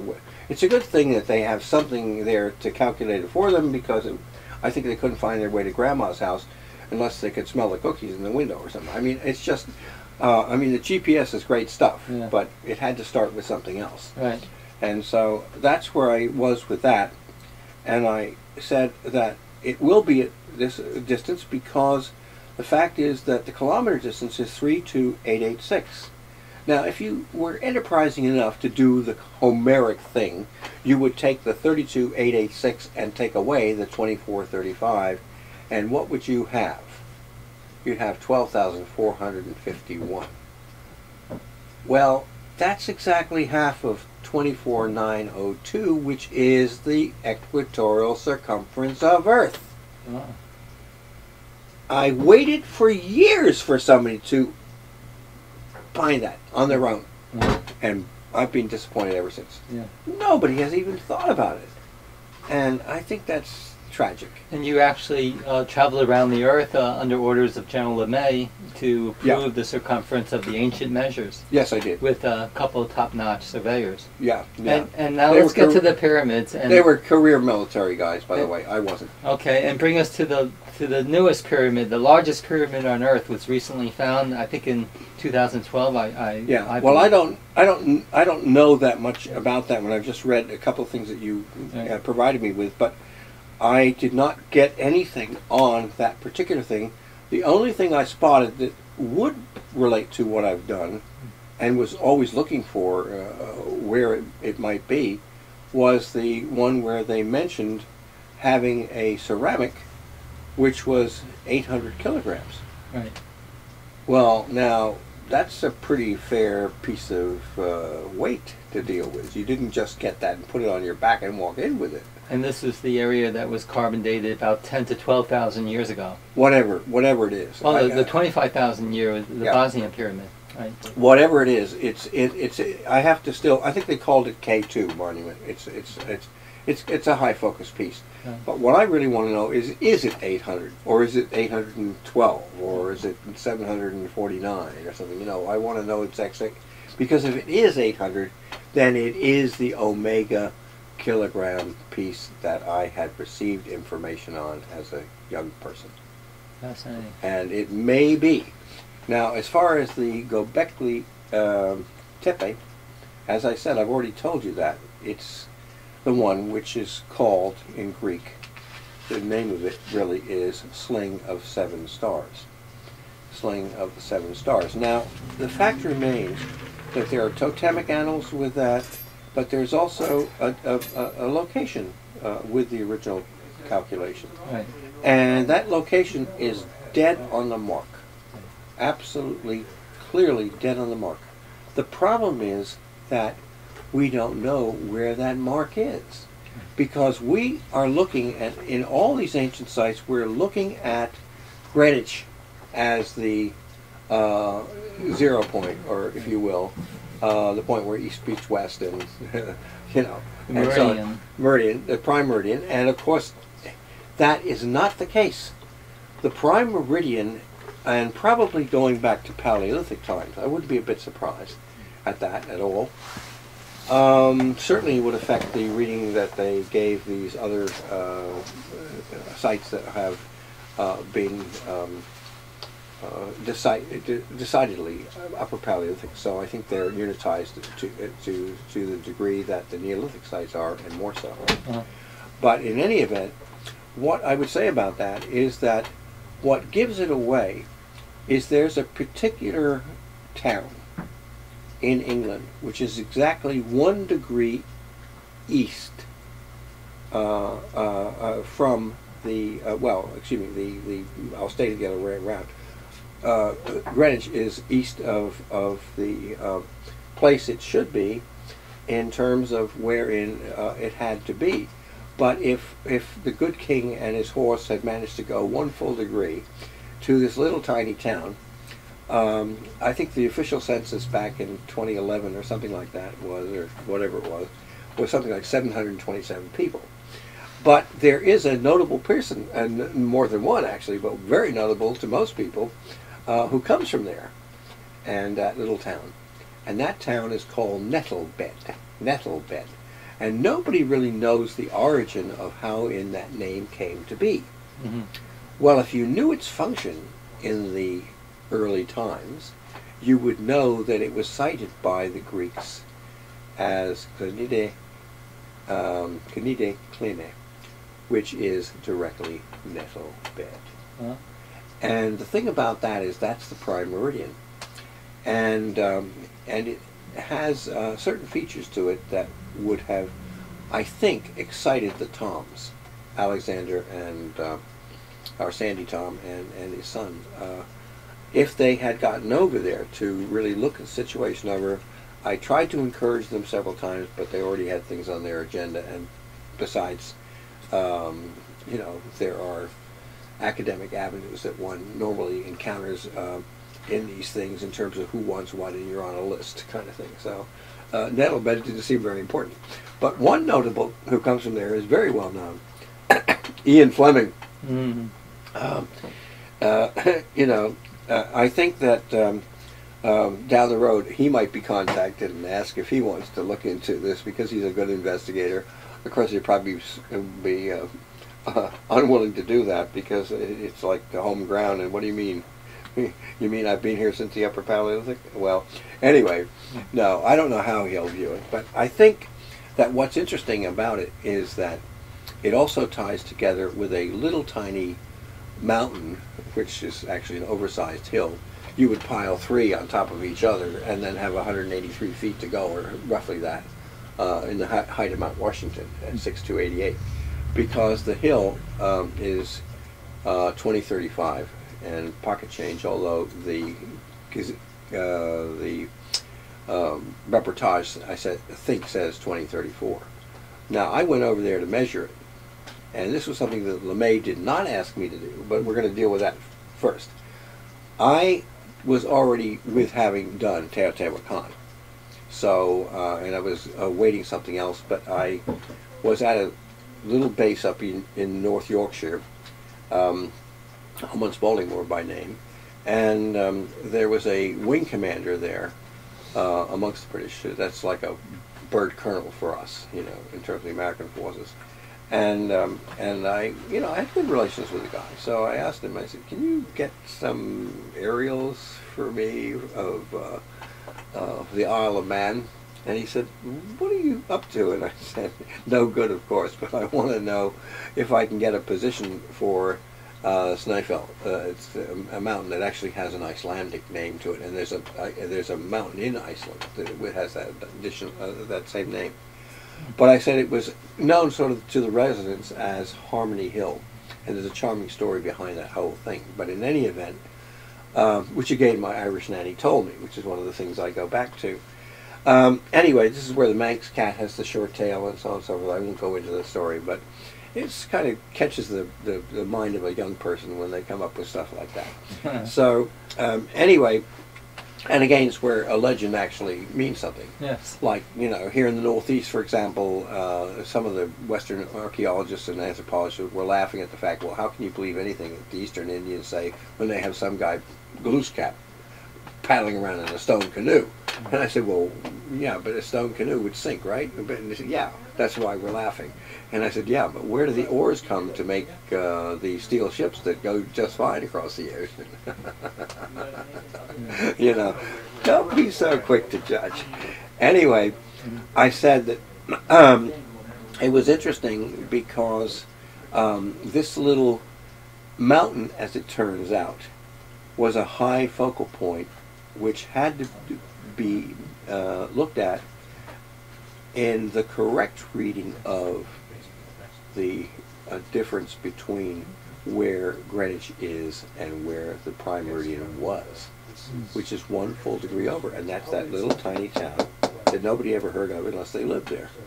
and that's nettlebed. But it has its name in Greek, and that's where the name comes from. And who kept that up, aside from the Greeks who went to that part of the world to look for tin and stuff like that, as did the Romans who followed them. That name has been in place all that time. And I think it's remarkable that they kept it in place and gave it direct translation. Direct translation. Couldn't be more direct if you tried. Now, that's number one. Number two, when you look at the position of this mountain, and you look what is brought against it in the equation, it's staggering.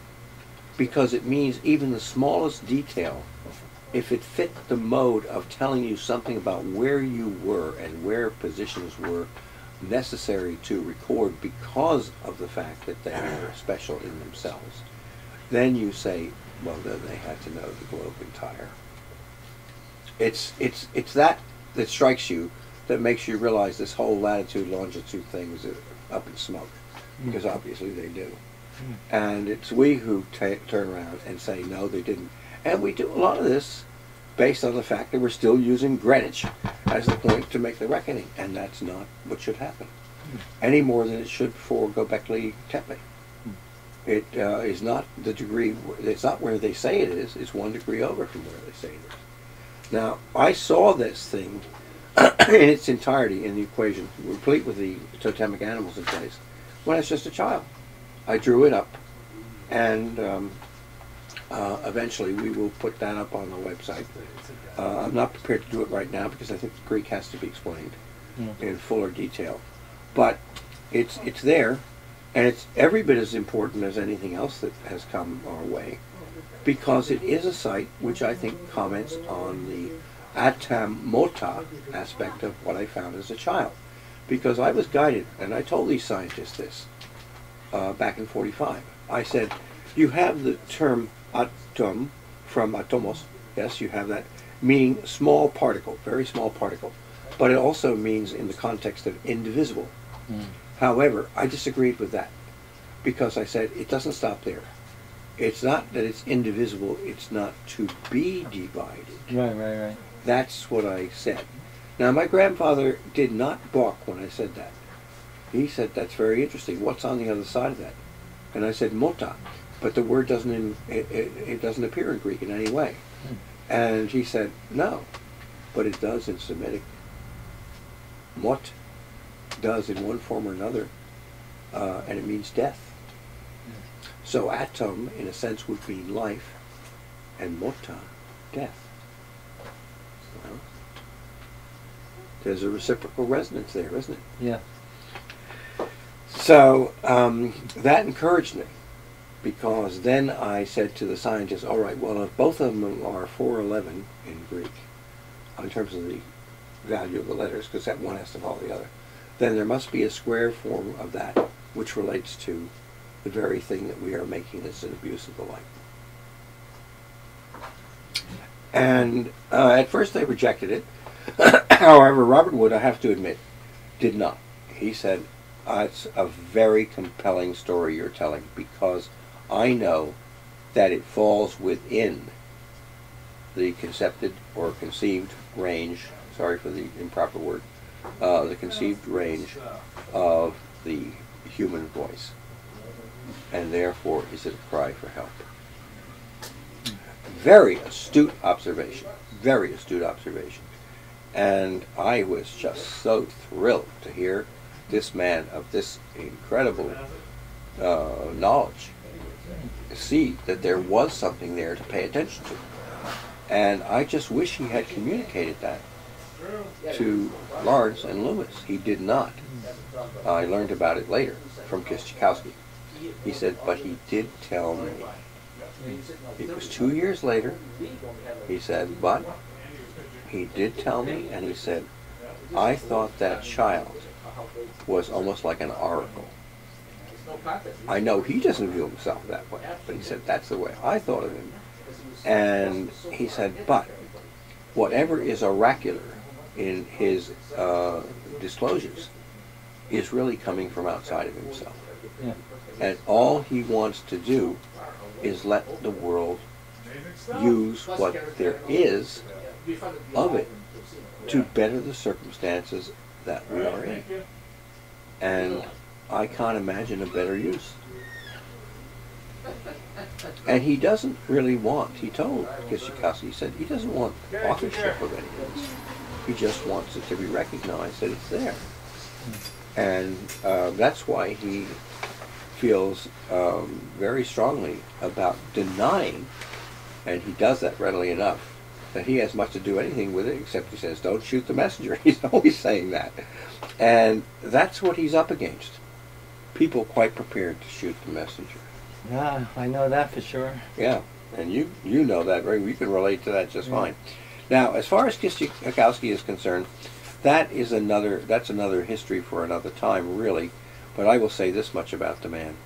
Of all the scientists I had to deal with, I never knew anything other than the kindness, the concern, the rational unfolding of argumentation one way or the other from Gestation. In the beginning it was sort of that way with Lawrence, but as time went on, Lawrence and I began to lock horns a bit, because he was a study in bombast when he wasn't being affable, laughable Lawrence. Most of the time he was that way. Yeah. And he really was legitimate in his answer to my sister when she asked him one day, she said, how come you men, you're our father's age, and you what are you talking to my little brother about? You're out in the sandbox for an hour or two at a time, you know, back of Loomis's house, you know, this is after the war. Yeah. And you're just, or up on the beach, you do the same thing. He's just a little boy. What, you know, and my sister couldn't put it together. And Lawrence finally gave her an answer that she could live with. He said, he reminds me of me when I was a child. Which was true. Most people don't know this about Ernest Lawrence. They don't know it at all. He had a very avid interest in astronomy. And almost the temper, or whatever, world that he got into in terms of what he got the Nobel Prize for, the cyclotron, he almost didn't go there. Mm-hmm. He almost stayed with astronomy. And I don't know what exactly turned his mind in the other direction, but he definitely had a feeling for it. Now, at the same time, he hated long equations. He hated complex math, is what he saw.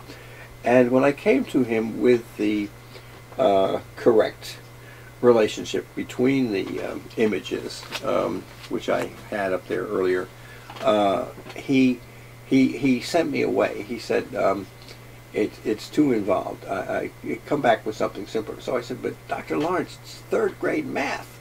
And he said, I don't care. Simplify it. So I did. I came back with something, and he felt it was too simple. And so I said, but Dr. Lawrence, it's third grade math. And he said, do it again. So come back with something halfway in between. So I came back this time, and I thought surely this was going to win the day. And he said, it's still not quite right. Do it again. I said, Dr. Lawrence, it's third grade math. And then I got saucy. I said, maybe I should wait until I'm in the third grade to explain it to you. Because I was in the second grade. Where is that diagram that you mentioned? Because like to know. I don't know. I had it here somewhere. Well, you can look for it, because then I can scan it and put it into the... oh, it's right here. Okay, that's the one. Yeah, but I mean... So I know. Yes, that's the one. Okay. And you can take that with you, actually. Yeah, I want all of them. I got, well, you may not get all of them just yet, but... I'll mail them back to you. But the thing is that what I did do was I pointed up the fact that there was every reason to believe that if we followed directly what I was saying, there wouldn't be a problem. I said, I don't know why you insist on looking for a problem when you don't have to. You know, I mean, sometimes I could, you know, for an 8-year-old kid, I could be pretty sharp-tongued. Precocious. But, well, I don't know about that, but I can tell you that this is a picture actually from the third grade in my school, because I was taken, imagine naming the thing Trinity. Now, yeah, I was whipped out of the school by the direction, or under the in effect, demand by Alfred Loomis. Yes. And he was a trustee of the school. And his 2 stepsons went to that school. But this is the school that I was in, which was Trinity School in New York. And what there is in this picture, it's kind of hard to show it on the camera, I won't even try. But right up here is the little boy that we're talking about. Mm-hmm. And you may notice that the dress code is shirt, tie, and school blazer. Right. And gray trousers and so on, or in this case, I think shorts we had at this season. But the fact remains the dress code was rigorous. Nobody disobeyed it. So I came to school without any tie. Okay. And then my friend Larry, and I was the teacher's pest. And the S from the P, E, and to the T is probably all the S I gave her over certain things. And so I was the class pest in her mind. And here she's sitting there with a very, I think, disgruntled face, very down at the mouth, because we had practiced this the day before, but of course I had the full regalia at that time. And my friend Larry Waterbury, who's down here, I went up to him and I said, Larry, I want you to, he was one of my best friends, I said, I want you to take off your tie. He said, you want me to do what? And I said, take off your tie and let me arrange your collar. He said, I may be your best friend, but I think you're sending me to my execution or something, you know, to the guillotine. And I said, well, let's try it. So he put his tie under a couple of coats that weren't even his own in the cloakroom, so they wouldn't be found, or it wouldn't be found. And then I opened up his collar like this, wide open. So here it was known, just a little bit of color showing. But here there was, but the point was you had no tie in either case. So if you look at the angle, and I was judging the brickwork behind, with stonework of the school, but you look at the angle from here down to here, and then the ground line where the benches are and whatnot, I approximated pretty accurately, actually, 121 degrees here. Now what was in my mind was it was the 121st Psalm, which says, I will lift up mine eyes unto the hills from whence cometh my help. My help cometh even from the Lord who hath made heaven and earth, and so on. Well, I needed help, all right. So I said 121 from 360 leaves 239. I wanted it on record that I was leaving the school because I was forced to. So the 239 is here, in this wedge you see here. But the 129 is here. 121 rather is here. Now, the point that I was trying to make was the following. When I asked the photographer to do what he did, and boy, there was almost a firefight at the scene at the time, and I just said, no, that's the way it's going to be. And I even told my friend Alan Lenzler over here to move over, and I was going to take his place, because the day before we had posed where I was on the outside, and he was now, and I said, hunch down a little bit. So he did. Of course, he looks a little shorter than he should have. But the thing is, it was interesting because the boys did what I wanted, despite what the masters were saying. And so I was pretty popular, really. Anyway, the point was that they did it. And here we had this immutable picture. And what I can tell you from that was that when school, you know, it was went into the school yearbook, obviously, but when I was at the point where I could ask the photographer, I said, can I have 6 extra copies of this? And he said, 6? What are you going to do with them?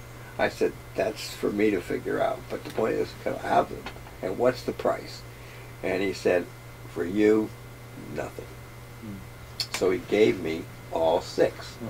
And I was shocked because I expected to pay at least $1 or something, you know, whatever it was. And he wouldn't take anything from me. He said, you're a very interesting little kid. I've never seen anybody defy the rules this way and get away with it. So I got my 6 photographs and I went home with the understanding that pretty soon we'd be out of school. And when we went out to the island, I went to Dr. Loomis's place. I waited a week or 2, I can't remember, and I put this, I came right in and I put it on what amounted to a magazine, like a music stand, but it was for reading, you know, a magazine or something.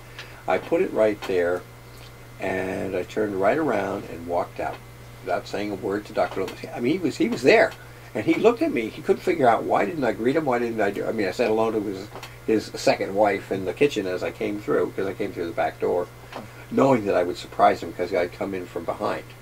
And so I put the thing there. It didn't say a word, and he couldn't figure it out. And what it was my saying, no ties to Trinity. No ties to Trinity. In other words, you didn't need to do this. I would keep my mouth shut. I would do the things I needed to do. And I failed courses deliberately, like things I was good at, you know. I mean, math. I failed Latin. I mean, can you imagine me failing Latin? I mean, my God. Because they wanted you to stay, unknown. That's right. And so I deliberately failed courses. My sister cannot understand this to this day. She said, how could you, when you were so capable and so brilliant, how could you possibly do that to yourself? And I said, because I was keeping everybody safe. You see, what people don't realize is that Dr. Loomis had one face to the world, basically, but he had another. He had a very dark side. And he marched into the room where I finished the drawings in early summer '45, in time for the test, and whatever changes they had to make in order to meet that test. I did that in the room that was in the library, which was the study actually devoted to Pennypacker, who wrote General Washington's Spies in New York and on Long Island, amongst other things that he wrote, but that was one of them. And his wife was the chief librarian of the East Hampton Library. So I completed it in those drawings in his study. And one day Loomis walked over. This was after the Manhattan Project had taken place. Not the whole project, but after the test had taken place. Because that was July 16 in the morning, at, as I said, 5:29 and 46 seconds. The thing was, Loomis walked in, and I don't know to this day exactly what transpired, but I know that Pennypacker was called out of the room by his wife, and supposedly, as best I remember, answering a phone call that came in. But why him, I don't know, because she answered most everything. Why was he necessary to? And he even came back with a very frustrated look on his face. And I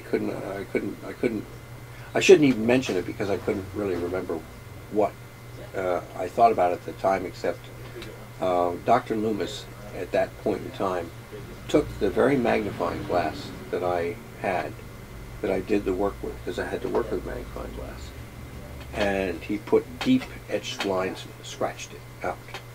And he said to me that he was going to scratch my eyes out if anything got it. And he said that, or if it's bad enough, something like that. I can't remember those words he said. Those words I remember. He said, you and your family, not you or your family, but you and your family will meet with a terminal accident. And he meant it. If he didn't mean it, he shouldn't have said it, because I certainly took it as if he meant it. And he was a founder of the Rand Corporation? Oh, that too, yes, he was. He was the founder. It was his money that bankrolled the Rand Corporation, and he was his first trustee. Supposedly very reluctant to be, and so on and so forth, and maybe he was, because he didn't like public focus on things that showed a dark side. Right. And he was very good at masking it. I see. But to me, he looked like the devil incarnate. I mean, I thought of him, in fact, my mother commented one night at the dinner table, I remember this very well, in East Hampton. She said, now, your sister calls him Uncle Alfred. Most people call him Uncle Alfred, who are of the younger set. Whereas you always call him Dr. Loomis. Why? And I said, because that's the way I see him, as Dr. Loomis. I don't see him any other way. And Mother said, in effect, you're evading or dodging my question or whatever. And I said, no, I'm not. I just don't see him any other way. And she said, oh, yes, you do. And you're not telling us why. And I said, well, I think he has a dark side. Something that some people don't see, but I have had reason to know exists. And so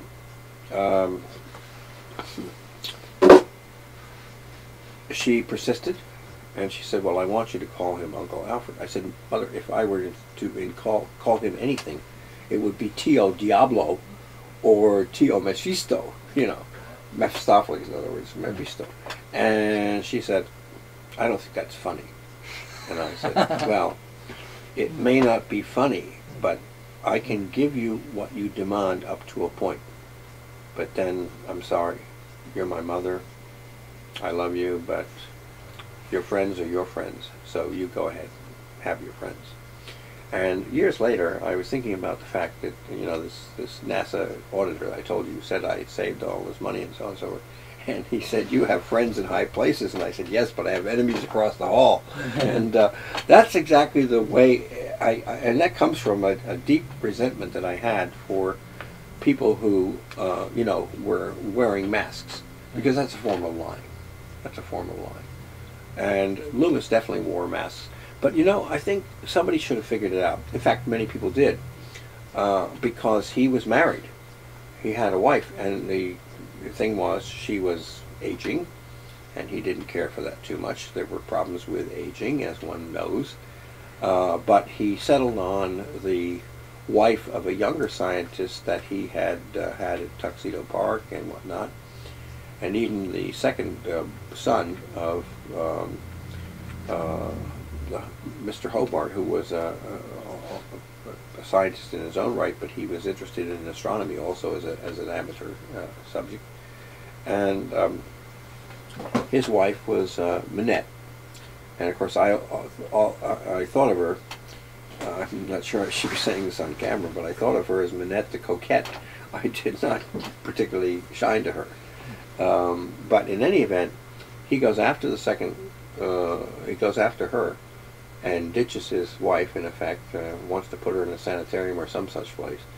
And he proceeded to do things that were, you know, bringing censure his way. And I remember one in particular that was very funny. I was always doing things entrepreneurially, and my family were very upset about that.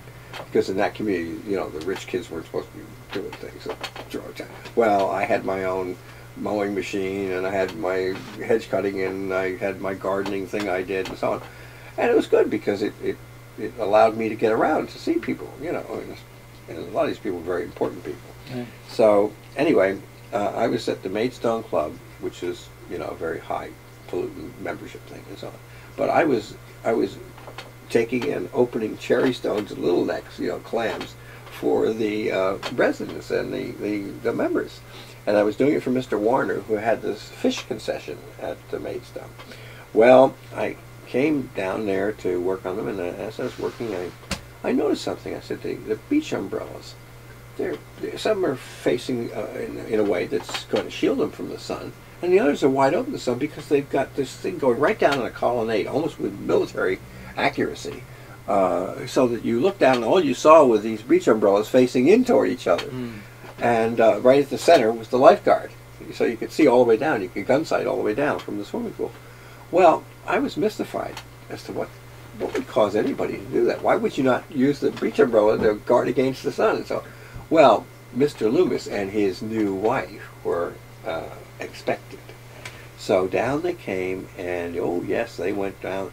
Nobody said word one to them, and nobody greeted them except I think the lifeguard did at the end of the line. But they were being shunned. They were being ostracized. And these are also very wealthy people and very, you know, in the world of importance and so on and so forth. So they were letting him know that they weren't going to look at him and his new wife and so on and so forth. But I didn't get it. So this little gal who had the keys and other things to the bathhouses and whatnot, Mary, she had freckles all over her Celtic face, a wonderful little old gal. She put me wise, and I started laughing, and I almost dropped the plate of cherry stones that I had to deliver. I couldn't contain myself. I was just, and I thought, serves them right, you know. But anyway, that being said, I'd like to close on a different note because we haven't accomplished. I haven't accomplished much in a lot of my campaigns, and you said that because of our work against the Cassini Earth flyby, there was a major shift in the foreign policy of Russia delivering uranium to the U.S. Oh well, yes, there was that. Let me just finish up with what I was saying, though. Because I don't like to cut the end of the story. Okay. But it really was a case where I had to find out who was the guy or guys behind the doing of this, because it was pretty audacious. Yeah. And I finally asked Mary. I said, "All right, I'm in a quandary. Who was it?" She said, "Captain Flood," and he was a very wealthy Canadian policeman, RCMP, Royal Canadian Mounted Police. Mm-hmm. And he was the ringleader. And apparently you put this thing together. No wonder it had the military precision of the awnings and these beach umbrellas, rather, not awnings. And so I asked him about it. He said, "Well, that school you're going to, I know all about it. Being shunted up there into Massachusetts, how terrible." He said, "I'll tell you what. You like the RCMP manuals, don't you?" And I said, "Yes, I do, very much. I always learn wonderful things from them, because they have a broad range of topics and all kinds of scientific data and so on." And so he said, "I'll make sure I'm going to send you one every time they're published." And he kept his word. Wow. But I told myself, you know, there's a lesson in all this. Don't ever step out of line to that degree, because you are going to be found out in one form or another. And if they could do this to Loomis, yeah. But that was based on him going with the younger woman. And Yeah. But they weren't doing that because of all the other things that you knew about. No, not at all. Okay, not that's at all. why I was going on to another topic. But it was something that I couldn't go forward with what I had. Yeah. But I wanted to see that at least some people could make a judgment on their own that he had this dark side. There's always a cosmic balance to the to there was a cosmic correction Yeah. in place. Okay, now, as to your question, want to repeat that so we get back on track? Yep, and again, I have editing skills, so you probably won't even see the interruption in the final cut. Okay. But I wanted to ask you, what came out of Cassini with our work? Well, this was an amazing result, because, as you know, if you read everything that I put there, it was like, you know, we've got all this. We've done all these things, and isn't this wonderful that we've got this, and so on and so forth. I mean, I was trying to be positive about the thing, and I didn't do anything except at the very end. I think I said something about, in bold black letters, "Do not do this again." Yes. I think I said that. Yes.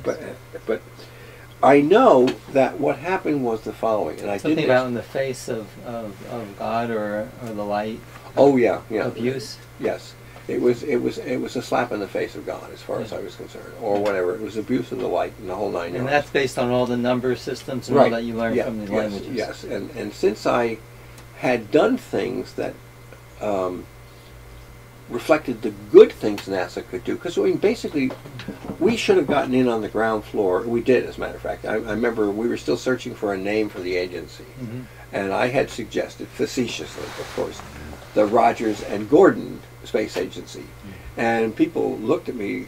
I remember in this tete-a-tete. I said, "Well, what about that?" And I said, "Well, you have Flash Gordon and Buck Rogers, and that's what I think."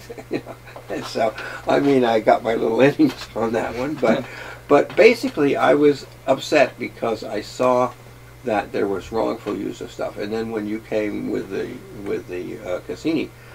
When I was living on 6th Street, I had seen, I don't know if I told you that part, I had seen some reviewing papers of the intention of doing this or that. I didn't see anything about gravity assist. I didn't see anything there. As far as I knew, it was going to leave the launch pad and go on its way, take longer to get there, you know, to Saturn, whatever, but it was still going to happen. But the Glory Boys got calculating, and they decided, oh, we're going to have a gravity assist, a slingshot effect. From use of the, and we wouldn't go around Venus once, but twice. I mean, whew, you know, I mean, it was bizarre. Yes. And so I remember I wrote what I did for you, but in the meantime, I got on the phone with some people that I knew through channels, and I said, you know, at least get them to have the spacecraft clear the Earth by going at a greater distance. They'll still have plenty of time to make up. You know, what they need to do, but meanwhile, get it a little further out. Gives us more of a chance. Hopefully, God will wink at the event. and that's what I used as a basis. Well, the truth of the matter is that something on that order did happen. I never got a report back as to how far, you know, and what was the line of tide that they might have been captured by or whatever. I didn't get that back, so I didn't proceed any further. But I do remember that one day I got a call from the Department of Energy, and I was flabbergasted. I thought, well, you know, what are they calling me for? I don't have any truck with these people. And the scientist on the other end said, well, you know, you wrote something about this Cassini project. And I said, yeah, what I wrote was just very simple. I mean, why is this, to what do I owe the honor of this call or something? I said. He said, well, the Russians have shut off the plutonium pump, in effect. I said, well, yeah, but what's that got to do with me? He said, because of what you wrote. I said, but no, I can't believe that. I didn't write anything that was indemnifying, really, except I just said, don't do this again. He said, well, they're not going to let NASA do it again. And you're responsible for that in a certain way. And I said, oh, well, tell me more, you know, because at this time I realized I was trapped into whatever, and I didn't realize that it should be. But anyway, he said, well, we're trying to figure out what should we do with NASA. Because, you know, we hold the, you know, the keys to the pump kind of thing with what we have. And so I said, oh, I know what I would do. I'd hold public hearings. And I'd hold them all over the country and tell them what sort of Damocles hung over their head with NASA's betrayal of their trust, because they have plenty of astrophysicists who know better than what's being done here. Yes. That, I mean, it doesn't take me. Any one of them could furnish the same information, if not more, because it's not my field. Dr. Goffman did a wonderful letter of yes, he did. Interest, and yeah, and just claimed that you know, once it's inside your body and that going at the speeds of a flyby, that plutonium would be real devastating to our planet, like Fukushima is and other situations is now. That's exactly right. And the thing is, as I say, an alpha emitter, something that lands on your skin, I don't want to make that point too many times. I think there are plenty of people that make it. Yeah. It doesn't do any harm, but you breathe. Yeah. Anything you breathe is going to be, you know, so within a generation and a half, wiped out. Yeah. You know, whatever, however long it takes. It's hard to know. Yeah. Hard to know those things because we don't have proper data on that. It really tells us. Yeah, we have antioxidants that help us deal with the formation of the cancer cells. Yeah, but I mean, we don't have really an adequate understanding of what this would happen with an umbrella over the general. We're getting close to finding out. Well, well, I don't want to go there. Anyway, I think that it was a shock to me that my article had in any way been a point of interest, and they said it had been. So I said, well, I'd hold these public hearings, and they did it, and NASA got a negative out of the population. They got a straight out negative. And so there was all this foot dragging bit about, you know, how do we answer this problem, and how do we tell them that we're taking another direction, and so on and so forth. Well, I mean, that's their problem. But then I got nasty calls from people that were contracted to NASA and so on and so forth.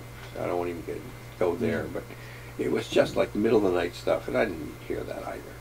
You know, but it was like, it's not my fault. You bozos come up with stuff like this, and it flies in the face of anything that's called common sense. But I remember also saying to one of the scientists, I said, well, you know, Voltaire dit, les bons sens n'est pas si commun. I said, Voltaire said that the good sense is not so common. And that's right, uncommon common sense. But you really went way over the mark. And I don't know what your excuse is, but I bet it wouldn't play well before your mother. Well, it was the last time they did a flyby with plutonium on board, and I really want to thank you for speaking out. Well, you're welcome. Taking the brunt. What are you working on now? Well, actually, what I'm trying to work on now is just sorting out my life with regard to all the damage that has been done, because in 2004, when they moved my apartment from 103 to 303, they destroyed over 60 years of work. Yeah. And they took things like the acrylic of this one and destroyed it. They took the major draftings of this that they could get a hold of and destroyed it. But then there was one too, and I want to leave you with that one. There's something called the Sun Gate amongst the Aymara on the Altiplano, And this, I believe, is what the original would have looked like. Okay. But I did have an acrylic of that, and whereas the gate itself has very different things connected with it, this would have been the original form that they would have followed, and they would have known the Greek. It reminds you of Teotihuacan? Yeah, somewhat that, but this is something that I did again, where there was a big color production, and you know, there would be the Greek scale as alpha, beta, gamma, delta, epsilon, so on and so forth. All a, you know, just a rerun, in a sense, or not quite a rerun, that's not quite the right word, but definitely doing exactly what was done with the dub descending, and then all these other things. That, in fact, the one I least wanted to discuss coming here was the Trinity. But, for example, all these panels that were in the original article, every one of these were larger drawings than what's here. I mean, these were reduced by camera, but they destroyed all my originals. And the indigenous people's language conversions, that Lakota, that was all destroyed. Yeah, all of that was destroyed. All the work that I did was cited in Lucy Lippard's book called Overlay, Contemporary Art and the Art of Prehistory, and so on and so forth. Everything, and again, she shows the Lespugue there in its original form and shape, and she writes about my work in here quite a bit, more so than I would have had her to. But anyway, she claimed that she would have written even more if she could have had access to the drawings, but she said, but you were nowhere, you were in Europe or something, I don't know where you were. But the thing was that I wanted to also get into the matter of Teotihuacan, because here's another example of wherein, and I have to believe that LeMay knew nothing about my participation in the Manhattan Project. I have to believe that. Because if he had known, he wouldn't have let me do it. He would have said, no, you're too valuable. I can't let you take that risk. Because that's just a good military man that he was. He wouldn't put me in that situation. But I was willing to do it, and I'm glad I did it, because when I went there with two absolutely wonderfully trained surveyors, and that's what LeMay promised me, because he had gotten this conversation gotten into this conversation with von Karman, and von Karman was the guy that was our wind expert. He was the head of JPL, way back. Hungarian Jew, and of course at least 6 of the people who were originally connected with the Trinity were Hungarian Jews, and all coming from that Carpathian small area, and brilliant beyond recognition. I mean, just incredible. And you kind of wondered, you know, how do these people rise to the level of accomplishment that they did, coming from a place which was in many other ways something of a police state, you know, and so forth. But they did, and a couple of them had German names, obviously, and I won't go into the reasons for that. But von Karman apparently had the ear of the general, and so he asked me to meet with him in Washington, and I was hesitant. I was 17. I had just returned from Spain, studying with Andres Segovia, classical guitar, and I was not thinking about the science of science, you know, kind of thing, or whatever you want to call it, the creme de la creme of scientific study and so on. I wasn't there. I was thinking of the music, but von Karman called and said, I want you to meet with the general, but you must not call him general. Call him Uncle Charlie or something. So I agreed, and I met with him in the Smithsonian, and of course he was not in his uniform. He could look like anybody's handyman or gardener or anything else. I mean, he had common enough looks, and he didn't look that imposing unless he was in his uniform. But he was a remarkable, straight-ahead guy. I liked him right away. Of course, I knew something about his war record, and that spoke a lot to me. Later, he turned in another direction when he got together with Wallace, and when Wallace was running for president, and then he was vice presidential. I mean, that was a bad turn as far as I was concerned. And then he got connected with people like well, I don't know, Phyllis Schlafly herself, but I mean, people of that ilk. He was very happy that Kennedy was murdered. Well, I don't know about that. I'm not going to go there. He's well quoted. Well, he may well be, but I can't go there because I can only go on what my direct memory of him was, and that's what I want to hold with, because. But as you say, he was different. He changed as he. Well, I think he did, and I think something went awry, but I don't know. Maybe those were old bogeys in the back of his closet or something. I don't have any idea. All I know is that when I met with him, he said, "Von Karman tells me that given 2 crack surveyors, you can give us the size of the Earth precisely." And I said, "Well, General, I'm not General. I didn't call him General." I said, "Well, Uncle Charlie, whatever." You know, but I said General in my mind because I could never stop thinking of him as General. Yeah. He was, by the way, one of the best organized generals in the Second World War. I mean, he was really tops. Right. He made sure the stuff was there. He made sure that people had adequate supply. He made, you know, I mean, he was on top of it. But anyway, he said he wanted to know, and I just knew where his personality was coming from. You know, I said, well, if Von Karman says what he says, he's probably right, and I believe I can do it.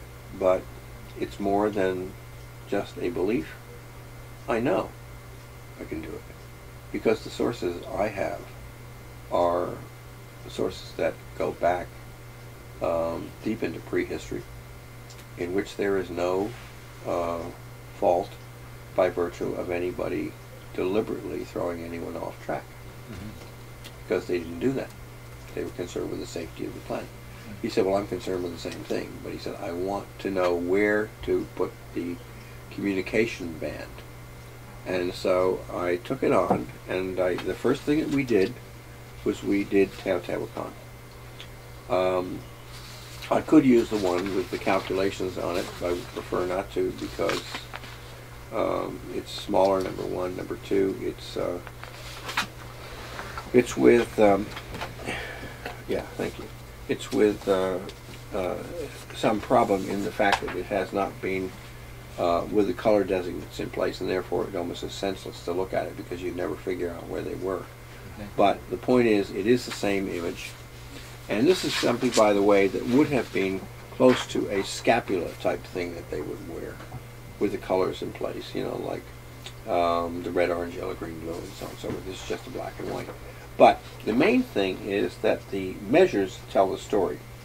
When you see 753 here, for example, it's taking the number of meters that actually exist between the sun pyramid that's here, the moon pyramid that's here, the 90 that is here, and the Venus pyramid that's here. It's taking those measures that you see are figured at the 12th root of 2. In other words, you take the meters to start with, and then you reduce them by the 12th root of 2. Now, why that's important is because 12th root of 2 is what separates every semitone from every other semitone in terms of black and white keys, for example, on the piano, but in the Greek alphabet, because this is totally semitonic. Every single thing is located from the same ratio distance from the other one, from alpha to omega, and there's a D gamma right here because that's the way it was in ancient Greek.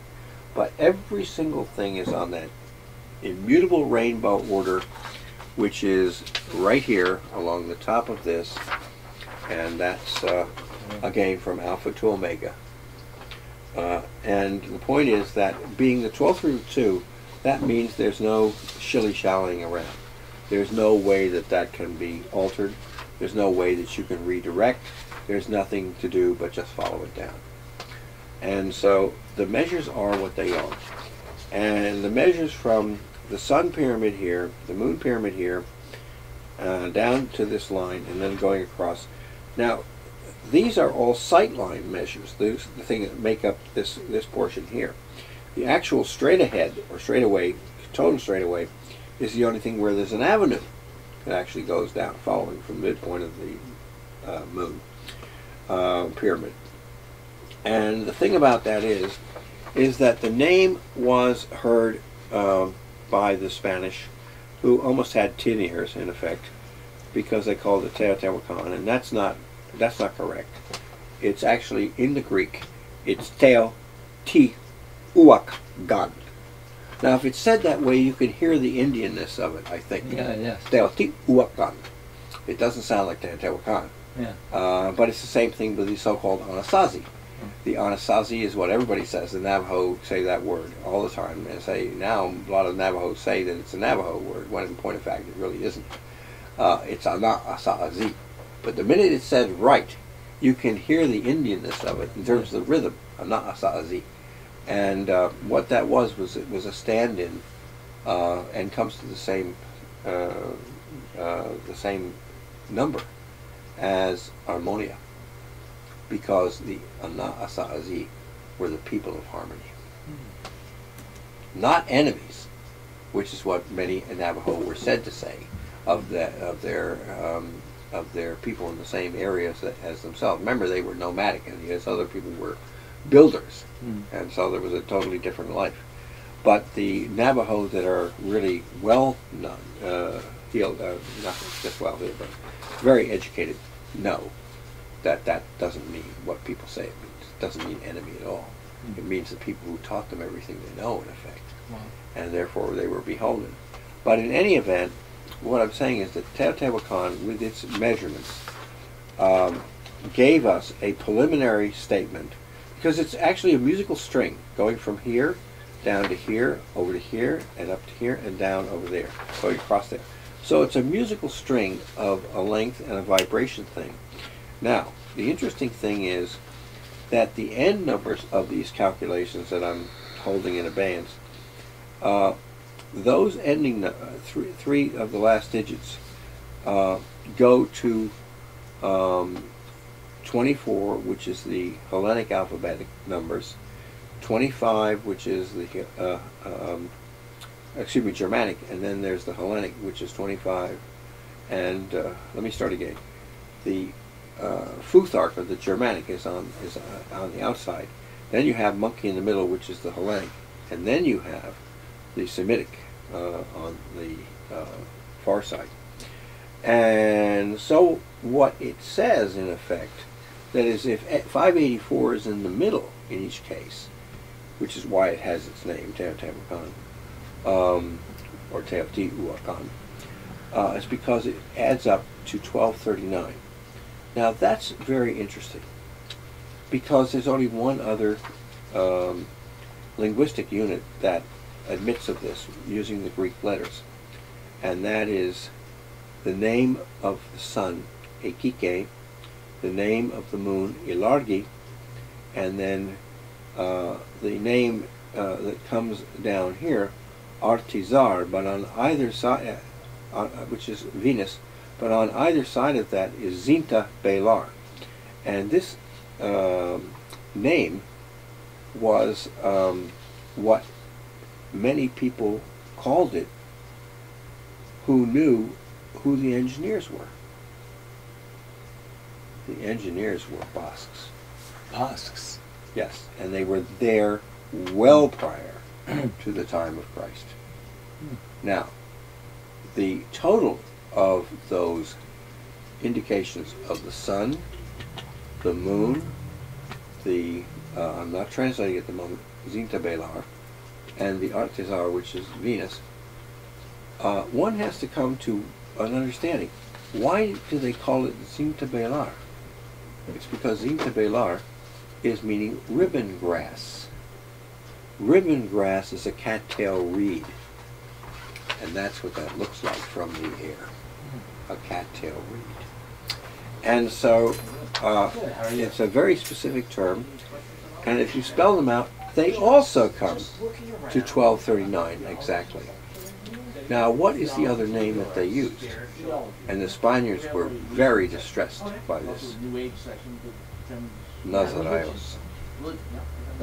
Nazarene. It's because the name was far older than Christianity itself.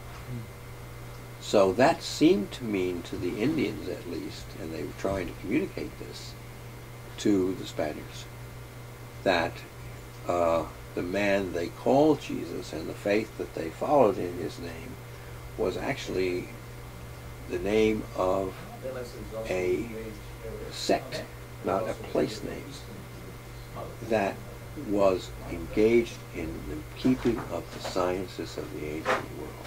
Mm. And there were two involved. There was Nazarenes and there was Magdalene. And of course that would be Jesus, so-called of Nazareth, which is not true because there was no Nazareth in Jesus' day, and Mary Magdalene. But the point is, they were also the names of the science people who kept the record. They were in effect time singers. Mm. And I knew this, but what I was welcoming was the opportunity to show why this was the case. So I gave LeMay what he wanted, but I also got more than what he had asked for, because this was just the beginning.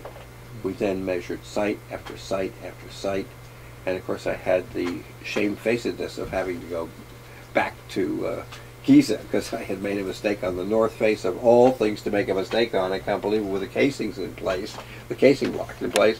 I made a mistake on the Great Pyramid in Giza. It was only like something like, you know, 3/4 of an inch, but that's still bad. You don't do that when you're looking at the process of how it got to be what it is.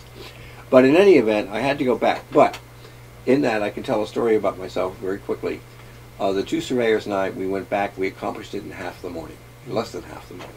So since we had Department of Antiquities vehicle and all that stuff being cared for, and the people that needed to get the bakshish all had their Payment. payment, and they were satisfied. We mounted a couple of camels, and we went down and measured Saqqara. Yeah. Now, we had crude instruments to do it, but we did it, and the surveyors agreed with me at the end of the day, because we didn't do everything, but we got the basic sight lines down, and we measured the step pyramid very carefully. We took all the time, and the sun was killing us.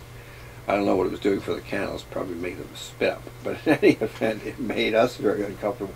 But we did it, and we did it in the space of that time. And then we came back when the dark settled by camels, and nobody realized that we had gone anywhere. But we measured it, and we proved beyond any question that Imhotep was actually using Greek measures throughout. Mm. And yet it was way before people thought the Greeks had any real position there. Right. But we're finding out that they were just about everywhere. Yeah. You know, and I can believe it, because they were, you know, they were very modest about their accomplishments. They did not trumpet it to the world, essentially. We're going to have to pick up on this. Yeah. When we do a teleconference calling, we're going to have audio, and we're going to have it online. And Right. This has been quite a day. Yeah. We have to get you back for Albert, but just want to thank Baldface Books and Clyde that allowed us to use this space for this chat. And I hope you enjoyed this talk, and many, many thanks to my daughter helping us with the camera, and GCTV, and especially Bart Jordan. Thank you so much for coming here. Oh, you're entirely welcome. Thank you. Thank you very much.